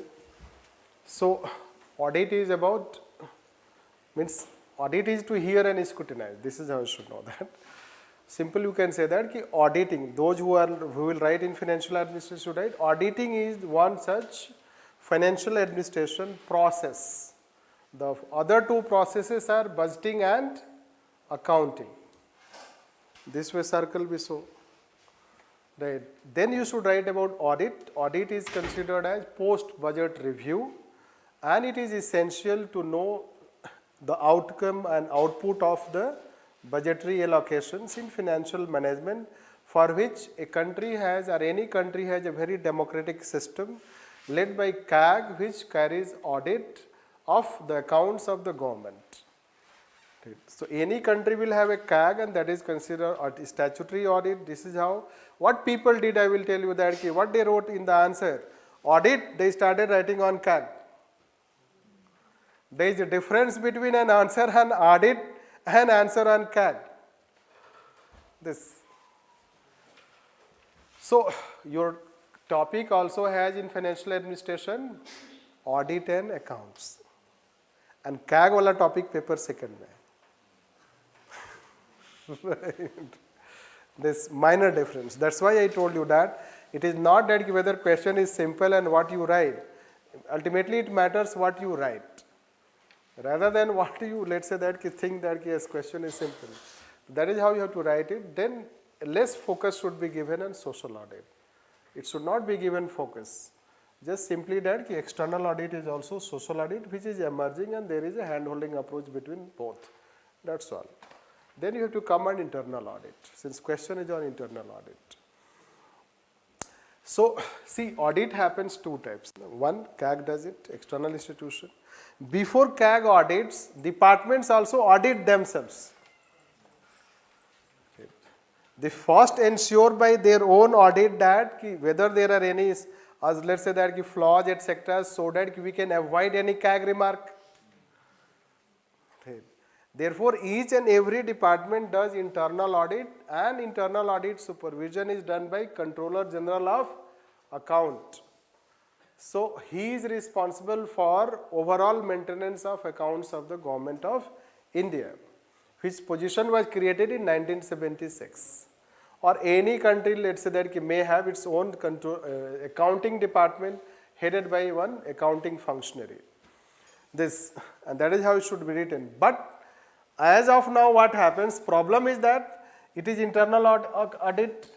The same department is responsible for maintaining account, and the same department is also responsible for audit. So the rationale which was applied in 1976, that till 1976 accounts and audit both were done by CAG. But ARC first recommended to separate account from audit, because there will be conflict of interest. The same institution cannot maintain account and do auditing. Therefore, ARC second now recommends in its financial management report that we need to go for next level of reform in financial management system. That here itself also we should avoid any such conflict of interest, and audit, internal audit should also be separated, and there should be a separate functionary for internal audit. It should not be under Controller General of Accounts. So maybe you will have another Controller General of Internal Audit. That is what you have to write. So this question is very objective, I will say that. Another question after Chester Barnard, right, which is very objective, and some people can exactly write the way what we are saying. That is how they should have gone for question 8. And that is what we have to write on this. Further, this discuss the significance. The significance will be that it will further enhance financial management practices and expenditure management. There will be greater scrutiny of internal auditing system. It will infuse greater financial prudence or fiscal prudence. These are some terms you should know, learn and write. Let's write next. Since it is discussed, so yes, merely bringing change internal audit may not address. We have to also enhance accounting standards. We should also bring change in accounting standards, and India should move from accrual cash accounting to accrual accounting. And that should be your conclusion when we write towards the end. Then civil service regime, public sector, corruption and ethics code.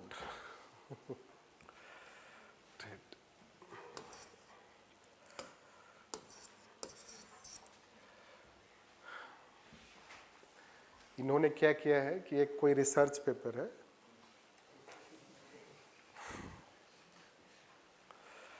they have asked from that exactly the statement. Fortunately वो मुझे मिल गया.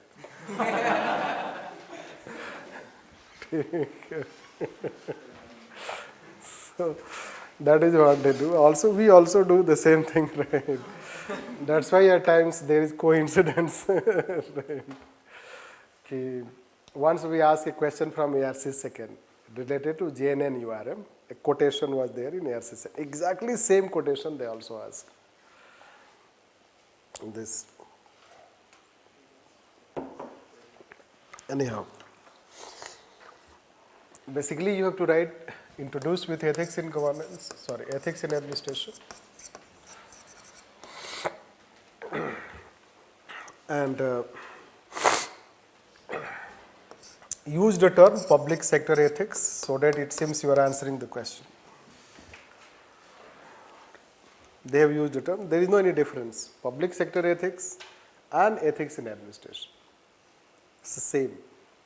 Then you write some facts, etc., ethics in administration, etc., how it is started. Basically, code of ethics. Since we are writing in public administration, so we can write like this.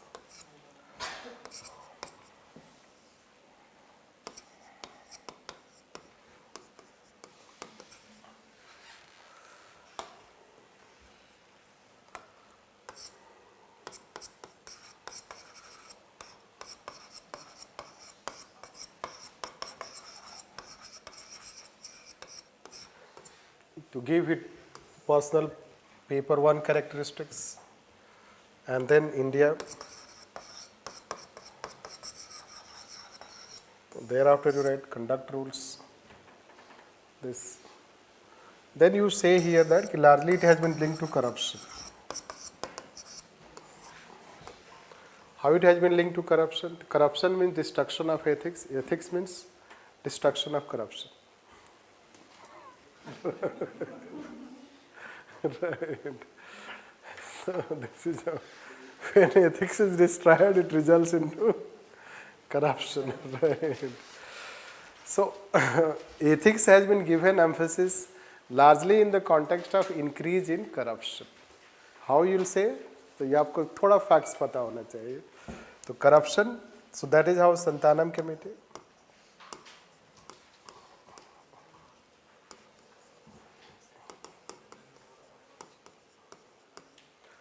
Right. So it found that there was increase in corruption. So what it recommended? There should be code of conduct. Conduct rules were adopted. After Santanam Committee recommendation, that is conduct rules were adopted. Civil Services Conduct Rule 64, Central Services Conduct Rule 64, All India Services Conduct Rules 1968, 88. So that is how you will find that it has been linked. So corruption and ethics have been linked. That's why code of conduct is adopted in which it is barred. What code of conduct say? What you should not do. The civil servant should not do means should not indulge in politics. They should not take gift. They should not have conflict of interest. So basically, it's all those conduct which result into corrupt behavior. A code of conduct tries to mention the list of that. What a civil servant should not do, and if a civil servant should not do that, then there will be no corruption. And that is how conduct rules have been prepared. So largely they are the don't list. Although they have also do list, but since we do not have separate code of conduct and code of ethics. So they have focused on corruption. However, then you have to counter it, that conduct rules or code of conduct or code of ethics should not merely aiming at corruption. Rather, it should aim at how to bring change in behavior. If you bring change in behavior, there will be change in corruption incidents. But if you focus only on corruption by barring what you should not do, but you remain the same. The attitude, thinking, values of the civil servant remain the same. What has been done is that we have brought a set of rules or set of standards just to say that you should not do that. So there should be more focus on bringing change in their behavior. That is called character building. Attitudinal and behavioral changes. That aspect. Plus the way we were talking about training and work culture related. Similarly, there is a relationship between code of conduct and other anti-corruption steps related. Like say कि code of conduct you bring and you find someone corrupt, but investigating agency does not investigate. Or someone is honest and investigating agency proves him. That type of relation you have to write. So basically you have to write towards end that it is not only code of conduct, rather we should also have other anti-corruption institutions, regulations. Let's say in India case Lokpal. So we should also have a very efficient Lokpal. We should have very independent professional CBI. That will also imbibe confidence in the civil servants to adhere integrity.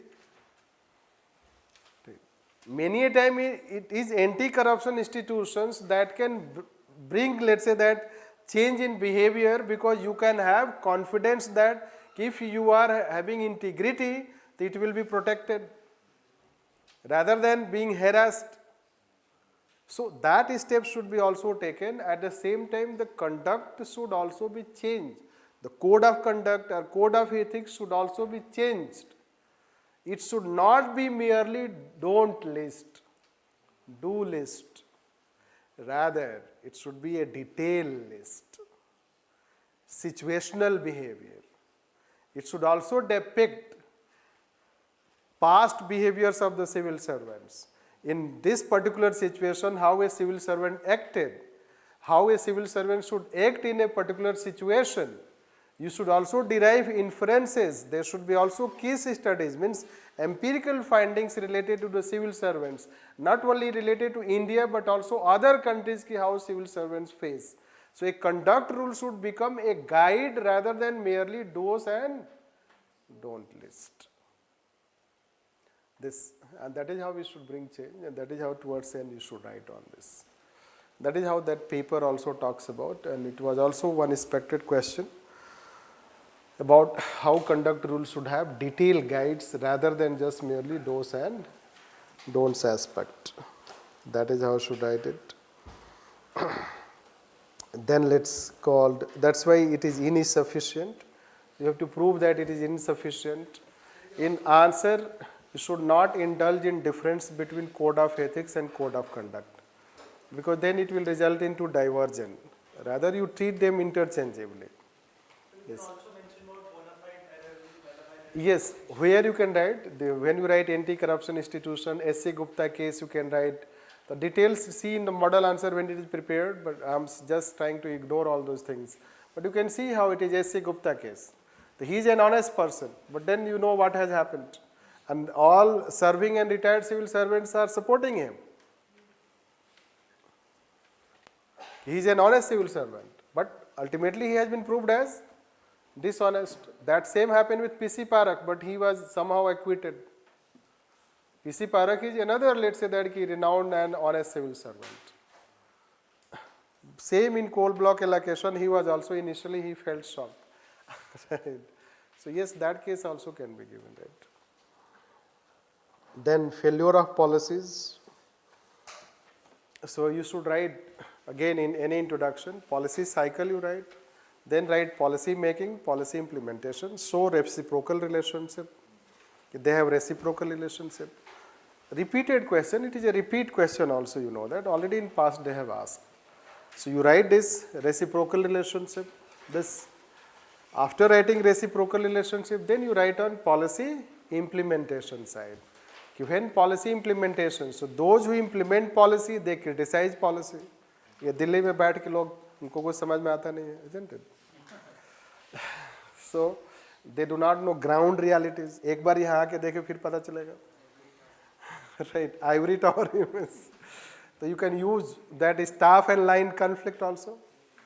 Right, staff and line, staff has ivory tower image. This will be ideal. Field has real situation. So that is how you can find that they criticize. Now policy makers, they criticize those who implement. Right. Because they think that the policy is right, appropriate, problem lies at implementation level, that they are not, let's say, proactive, or let's say that they are not able to implement properly. There can be nexus, corruption, other such factors. This policy design. So policy design can have its flaws. Then you have to write that ki, however, now society or any state or the field of public policy has experienced flaws of both or strength and weaknesses of both. There was a time when we did not know the strength and weaknesses of both. Rather, we policy making field emerged with the view that policies should be formulated, better policies should be formulated. But later on we came to know that policy implementation has also a problem. Problem also lies at implementation level.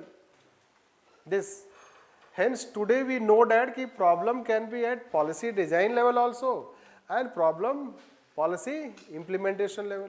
If policy has a policy design problem, its effectiveness will suffer. And even if it is a sound policy not properly implemented, so that will also result into policy failure. So this was implementation. Let's say that demonetization as a policy, it can be considered as a failure. Right. GST has a GST is a complex law. So when GST is a complex law, it is affecting its implementation. This IBC is improved law. It is resulting into better performance. So you have to have some good examples to show it, how there can be problem. Similarly, let's say Manrega, we generally give one empirical based fact, Manrega and Pradhan Mantri Gram Sadak Yojana. Pradhan Mantri Gram Sadak Yojana has a very sound policy design. Hence, its effectiveness is better than Manrega. Manrega does not have a sound policy design. What is sound policy design? Work quality is not defined. Work repair quality is not defined. Social audit is done by Gram Sabha, which also implements Manrega.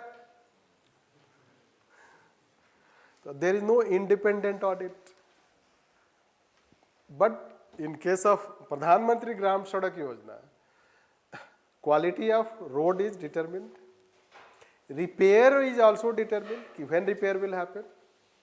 So quality of work is defined and it is done, let's say that when the road is constructed, you have to you have to make a video of that road, video geotagging you have to do. Then it is IIT Delhi which audits. It is an independent agency. Right. So Pradhan Mantri Gram Sadak Yojana has better policy design. Because of that, it has better policy effectiveness. That is how. That's why you have to talk. That's why there are models at policy making level also and policy implementation level also. Policy making models are incremental model, rational model. Policy implementation model are, this is called top-down model, Pressman and Wildwasky model, you will know. And then it is called street level bureaucracy model, bottom-up model, Elmore and Lipsky, let's say that they are some thinkers. So you read from model answer, there are both, let's say policy making also, policy implementation also. And today emphasis is given at both level, policy making also and implementation also. Because they have reciprocal relationship and that is how you have to handle it. Complementarity, here it is policy related. So rather we should write top-down model of Pressman, Wildwasky Pressman and street level bureaucracy of Elmore and Lipsky, let's say. So their model will write rather than complementarity, because complementarity is only about politics administration relationship. Here it is about policy making and policy implementation, and that is also about effectiveness. That's why that we will not mention. So this is what the discussion, right? So what do you find? Whether paper is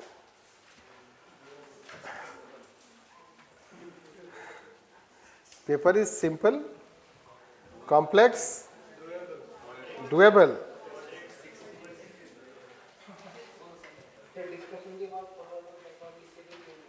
discussion के बाद क्या पता चला?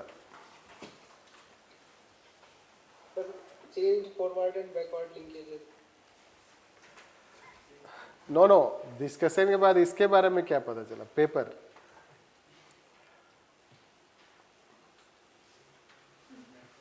कुछ नहीं.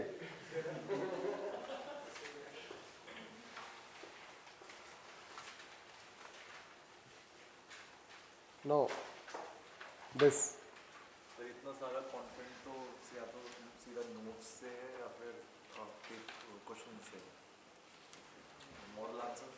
yes, that's why we say ultimately you have to read model answer or printed notes, right? So because although we don't try to appreciate, means अगर मैं बोलूँ कि how questions have been asked, this etc. Already you know that. Most of the people, those who are attending, seeing, they know that. You know past year test papers also, okay, how questions have been asked. People are aware. We don't have to claim it. Okay, yes. Rather we say by the end every year, whenever we say every year, we feel a bit reluctant also. I still remember the last mock test discussion, and when I was telling that we have tried to match and let's say questions are asked, you have to focus on revision. Again I was reluctant, but when paper came, so again we are happy. Right. When we'll say next year for 2023, again I will be reluctant. कुछ भी हो सकता है. But then let's say that it's not like that way, it's very swing. Rather yes, there are, in fact, we have matched some of the questions very, means audit, let's say you ask a long question, they ask also a long question. This. So you cannot have so many questions and being on the pattern, but that's not the point again. How many questions are asked, that's not the point. Point is how better you are prepared. And whether you write when time comes, the question demands. Especially the finer lines of the question. So any question has its finer aspect, or you know, strategic communication aspect. So it has one or two aspects which will ultimately determine whether you are able to write answer to that question. Mostly people will avoid that. This we have the habit. I told you even when they will write, I will show some copies next time when we will have discussion, because let's we will try to minimize. When we start showing that it takes some more time, it may result into 5 hours. But we will show you some copies, what they wrote. Now you know the answers. We'll show you the copies, what people wrote. Instead of writing audit, a person will write UNCAG. But both are two different things. The focus is different. You should know that. So it cannot be, let's say that when you say, when you eat rice and pulse, dal and chawal to alag hai, और खिचड़ी खाओगे तो अलग होगा. Isn't it? अब ये नहीं कि दोनों तो एक ही में है, सो फिर खिचड़ी में खिचड़ी क्यों खाएंगे? Anyhow, means there are differences. So you have to maintain. I gave a message to this time कि you maintain line and length. This, yes. So when we gave message to this time to those who wrote mains, maintain your line and length.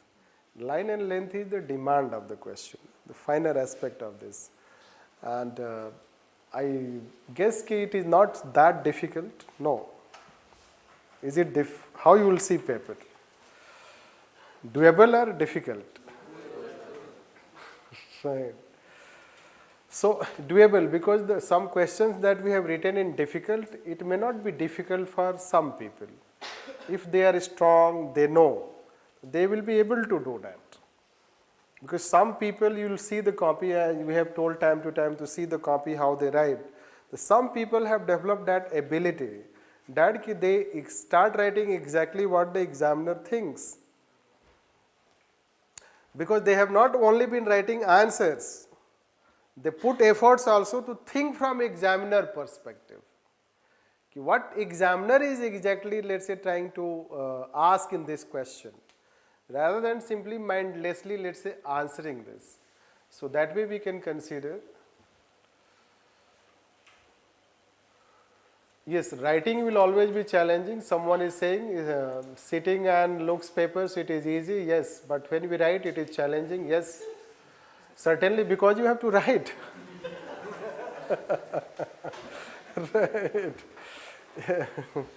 Articulation, no. Saying is paper, but you see 4 hours it has taken to have, still I have tried to become fast. Still it has taken 4 hours.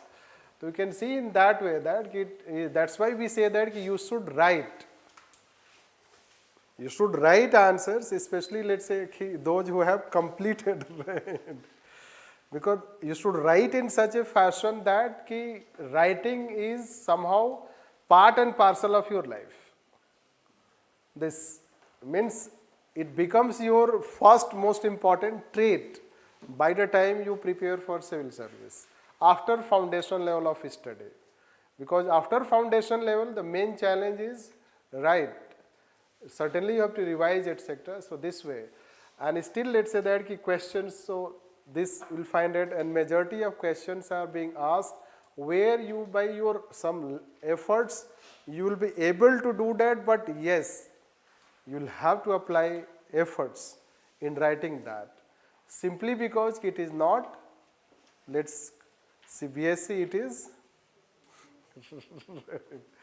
it is UPSC, this is how. Accordingly, let's say strategy should be that for next year, so the strategy should be, let me tell that, if you talk about chapter 1, how we follow the strategy.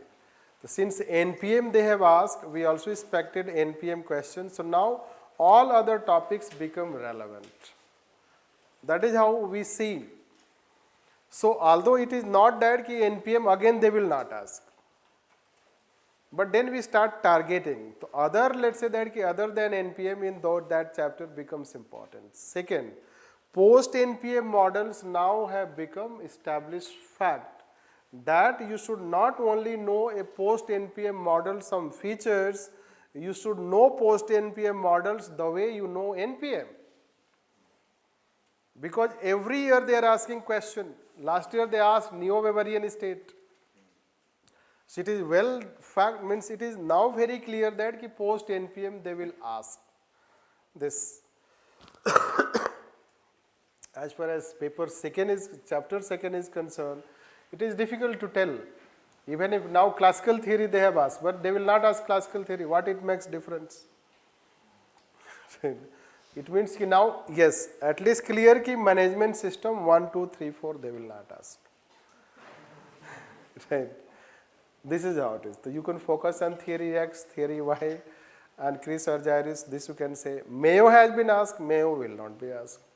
Barnard has been asked, Barnard will not be asked. High likelihood, they will not be asked. Who will be asked? Simon, Max Weber, Taylor, McGregor, and Mary Parker Follett.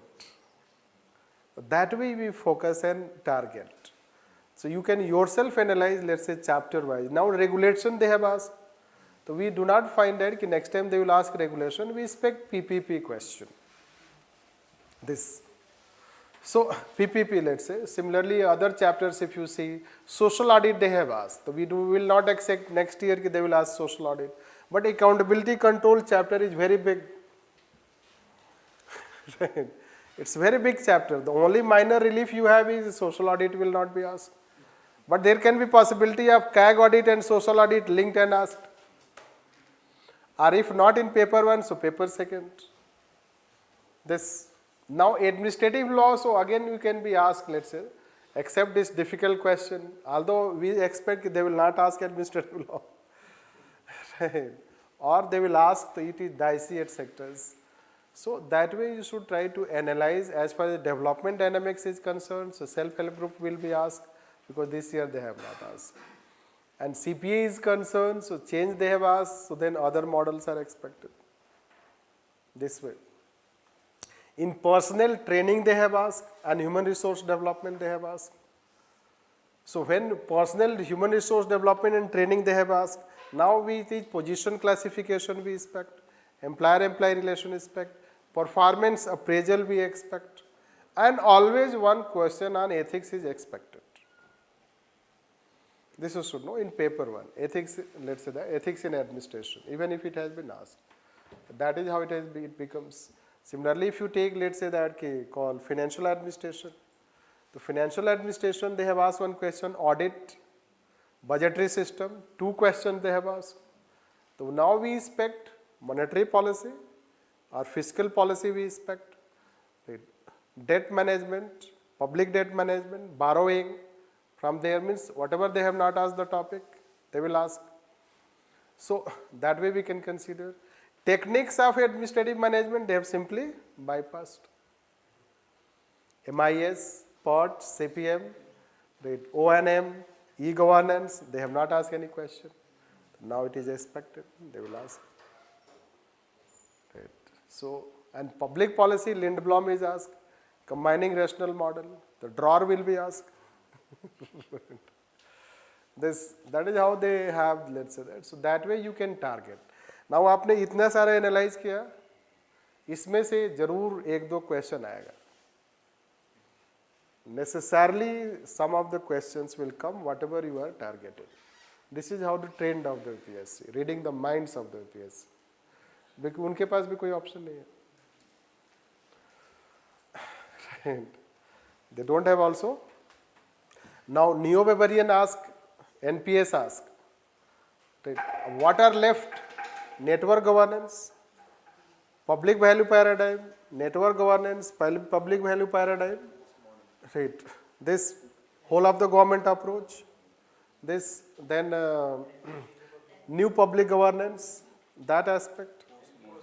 And then yes, postmodernism, post-structuralism. Means you target, and means target in the sense that ki if they ask not NPS and decide to ask post NPM, so necessarily they will have to ask anyone. This. We know currently we should strategize like to revise the whole syllabus n number of times. Yes, now as far as strategy in that way is concerned, so let's say there can be 2 types of strategies. There are 2 types of candidates. One, those who are still doing foundation. So those who are doing foundation, they should do their foundation. They should focus on the foundation completion, and then whatever the time left, they should prepare for, let's say, prelims. If they can, if they want to take risk, they can also appear. एक बार दे के देखना है इसलिए. So this is how, if you have in mind. Otherwise, be a very stern person, decisive person. Don't appear in 2023. Those who are doing foundation, for GS also, for optional also. Because prelims वैसा नहीं है. If you want to know, ask to the past years candidates. So it has its own level. Means जिस तरह से mains का एक level होता है ना कि CBSE का आंसर नहीं है, सिंपल है, फिर भी आपको अप्लाई करना पड़ेगा. You have to apply your articulation and mind to write that answer. So similarly, prelims standard they have changed in last 3 years, and it also demands studies and no from UPSC reply to Supreme Court. People requested that कि since prelims postponed, so they should be given one more attempt. So what UPSC reply to Supreme Court? Prelims are not prepared in few months. It takes time in preparation. Means postponement has no any relation with their prelims preparation because it takes time in preparation. So already they may be preparing for prelims for a long time. This. So that is what you have to understand. Understand in the sense we always say that give time where it demands. The way in cricket all those 6 balls cannot be the same. And a good cricketer is one who respects the difficult one and plays the bad one. He waits for that. This you should also know. So you should give time basically for those who have foundation. Those who have already done foundation. They don't have alternative to skip. Right. So those who have already completed foundation, let's say that now completed, last year completed, right, they should focus on first at this stage till December revising optional, improving on optional. Those who have already given some attempts, let's say last year at sectors, are giving, let's say already 1-2 attempts they have given, they should focus on optional, improve optional, because improvement of optional only happens between October and December. To some extent January, because they have already qualified prelims once. So those who have qualified prelims, they know how to qualify prelims. So they may not have to study as hard as those who have not yet qualified prelims. So those who have not yet qualified prelims but foundation they have completed till December, they should revise optional, and then let's say that they should focus on prelims. Even when they are revising optional at this stage, they should also start giving at least 1 hour for prelims. Because you should start giving prelims, and prelims oriented mindset you should have already. Because when you revise, so 4 months may not be adequate for prelims. Because this year we have in May, you need at least 20 to 30 days for revision, so you have 4 months. And in 4 months you cannot prepare GS prelims the way UPSC has the standard. That's why even if you are revising your optional at this stage, giving time to optional, but at least devote 1 hour or 2 hours to your GS, those subjects which are common to prelims and mains. So that you are from here itself you experience that orientation, and then it will be possible. Second thing is that public administration, so we believe कि तो हो जाएगा.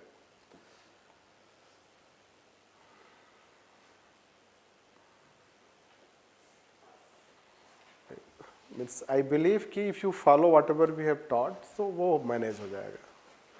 You have to manage your GS and especially prelims. This will say, because we have the experience that generally people take time in qualifying prelims.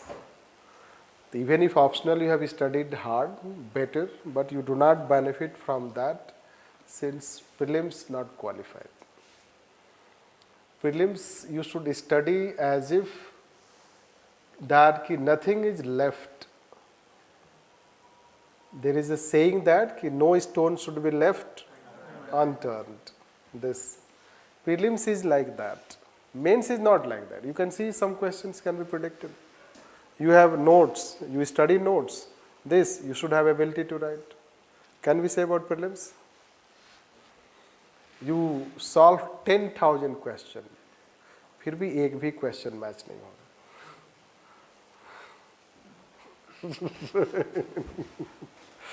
This is how prelims. So here we can guarantee 200 questions solve करो match हो जाएगा. तो prelims and mains, this is how the difference. Because variation in prelims is more than variation in mains examination. You focus on polity, they will talk ancient history. You focus on ancient history, they will ask modern history.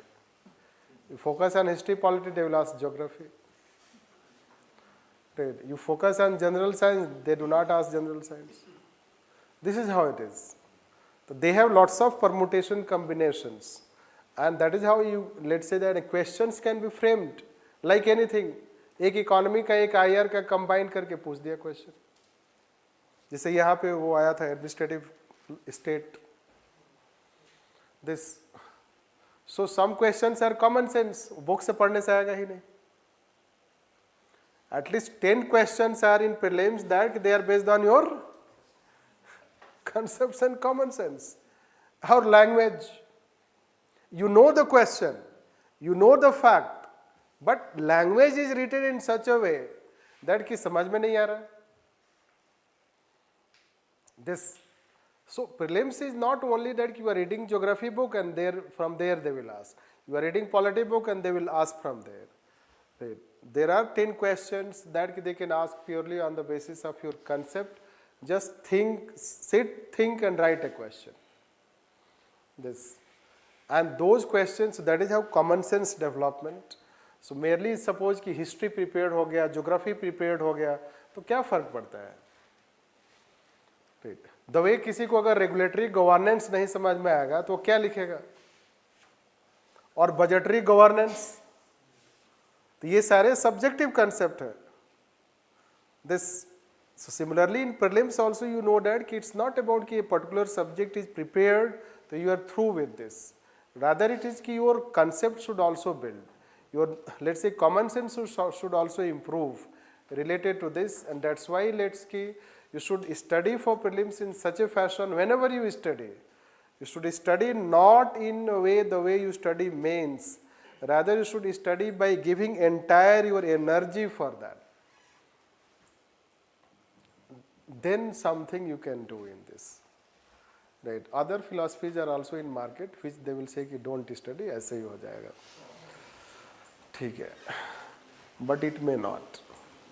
देखो brute force कब काम करेगा? कई साल लगा तब जाकर के एप्पल फोन क्रैक किया था इजराइल में, ब्रूट फोर्स. तो ब्रूट फोर्स आप लगाओ, पेपर सॉल्व करते रहो, वहाँ लड़ेगा तो लड़ेगा, isn't it? This, but that is how market strategy कि पेपर सॉल्व करो. अरे जब पढ़ाई नहीं है तो पेपर क्या सॉल्व करेगा? This very simple logic ना. Why you are running away from this? Why don't you apply your mind? Unless you study Laxmikanth, polity का पेपर बनाने से कैसे आ जाएगा लक्ष्मीकांत? अब पेपर बन, when you are solving paper, अब गवर्नर से there is one nature of question asked in 10 tests and all you are doing correct.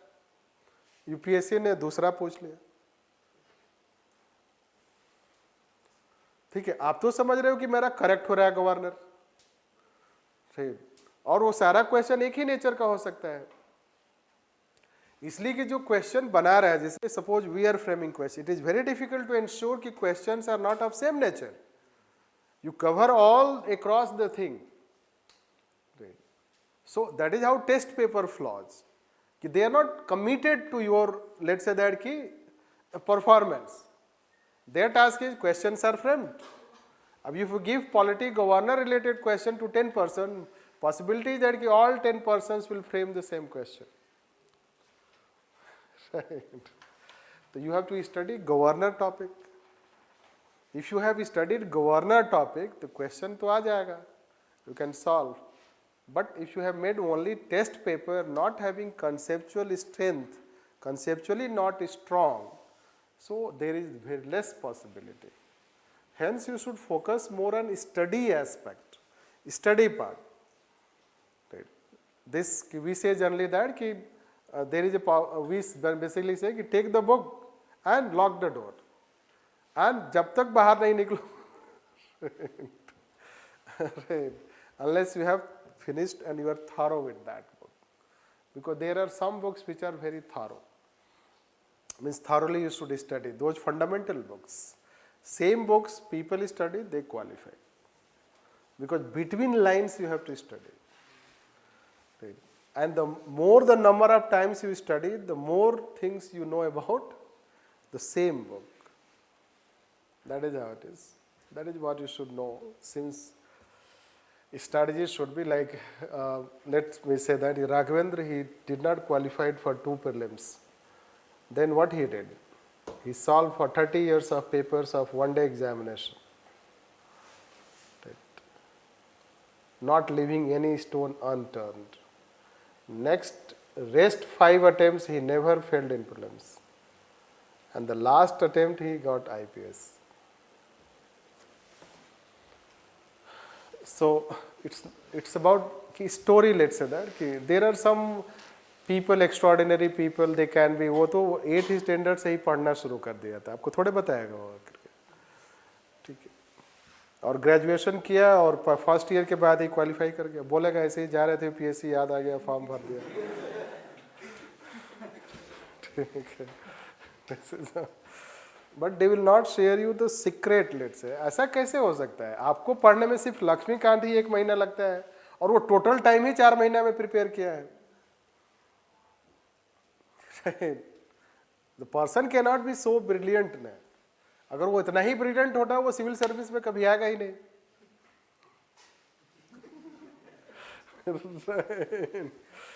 Yes, extraordinary person will not come, right? Because you cannot come in bureaucracy, right? You will like to do something else. Sorry to say that.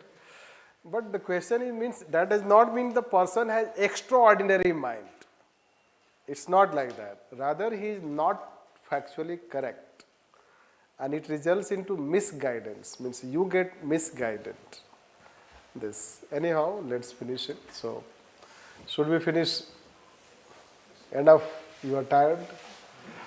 Is it? No, sir. So when will be the next session? Next session, yes. Next session is 18th, 19th, 20th, 19th. On 19th means next week. Same time, 2 o'clock. Okay, sir. Model answer, so it will take time, at least 2 weeks. So model answers of past years are also not. Yes. For 2 years we have made, but we have not given. And we have not taken also discussion. Last year also I did not take.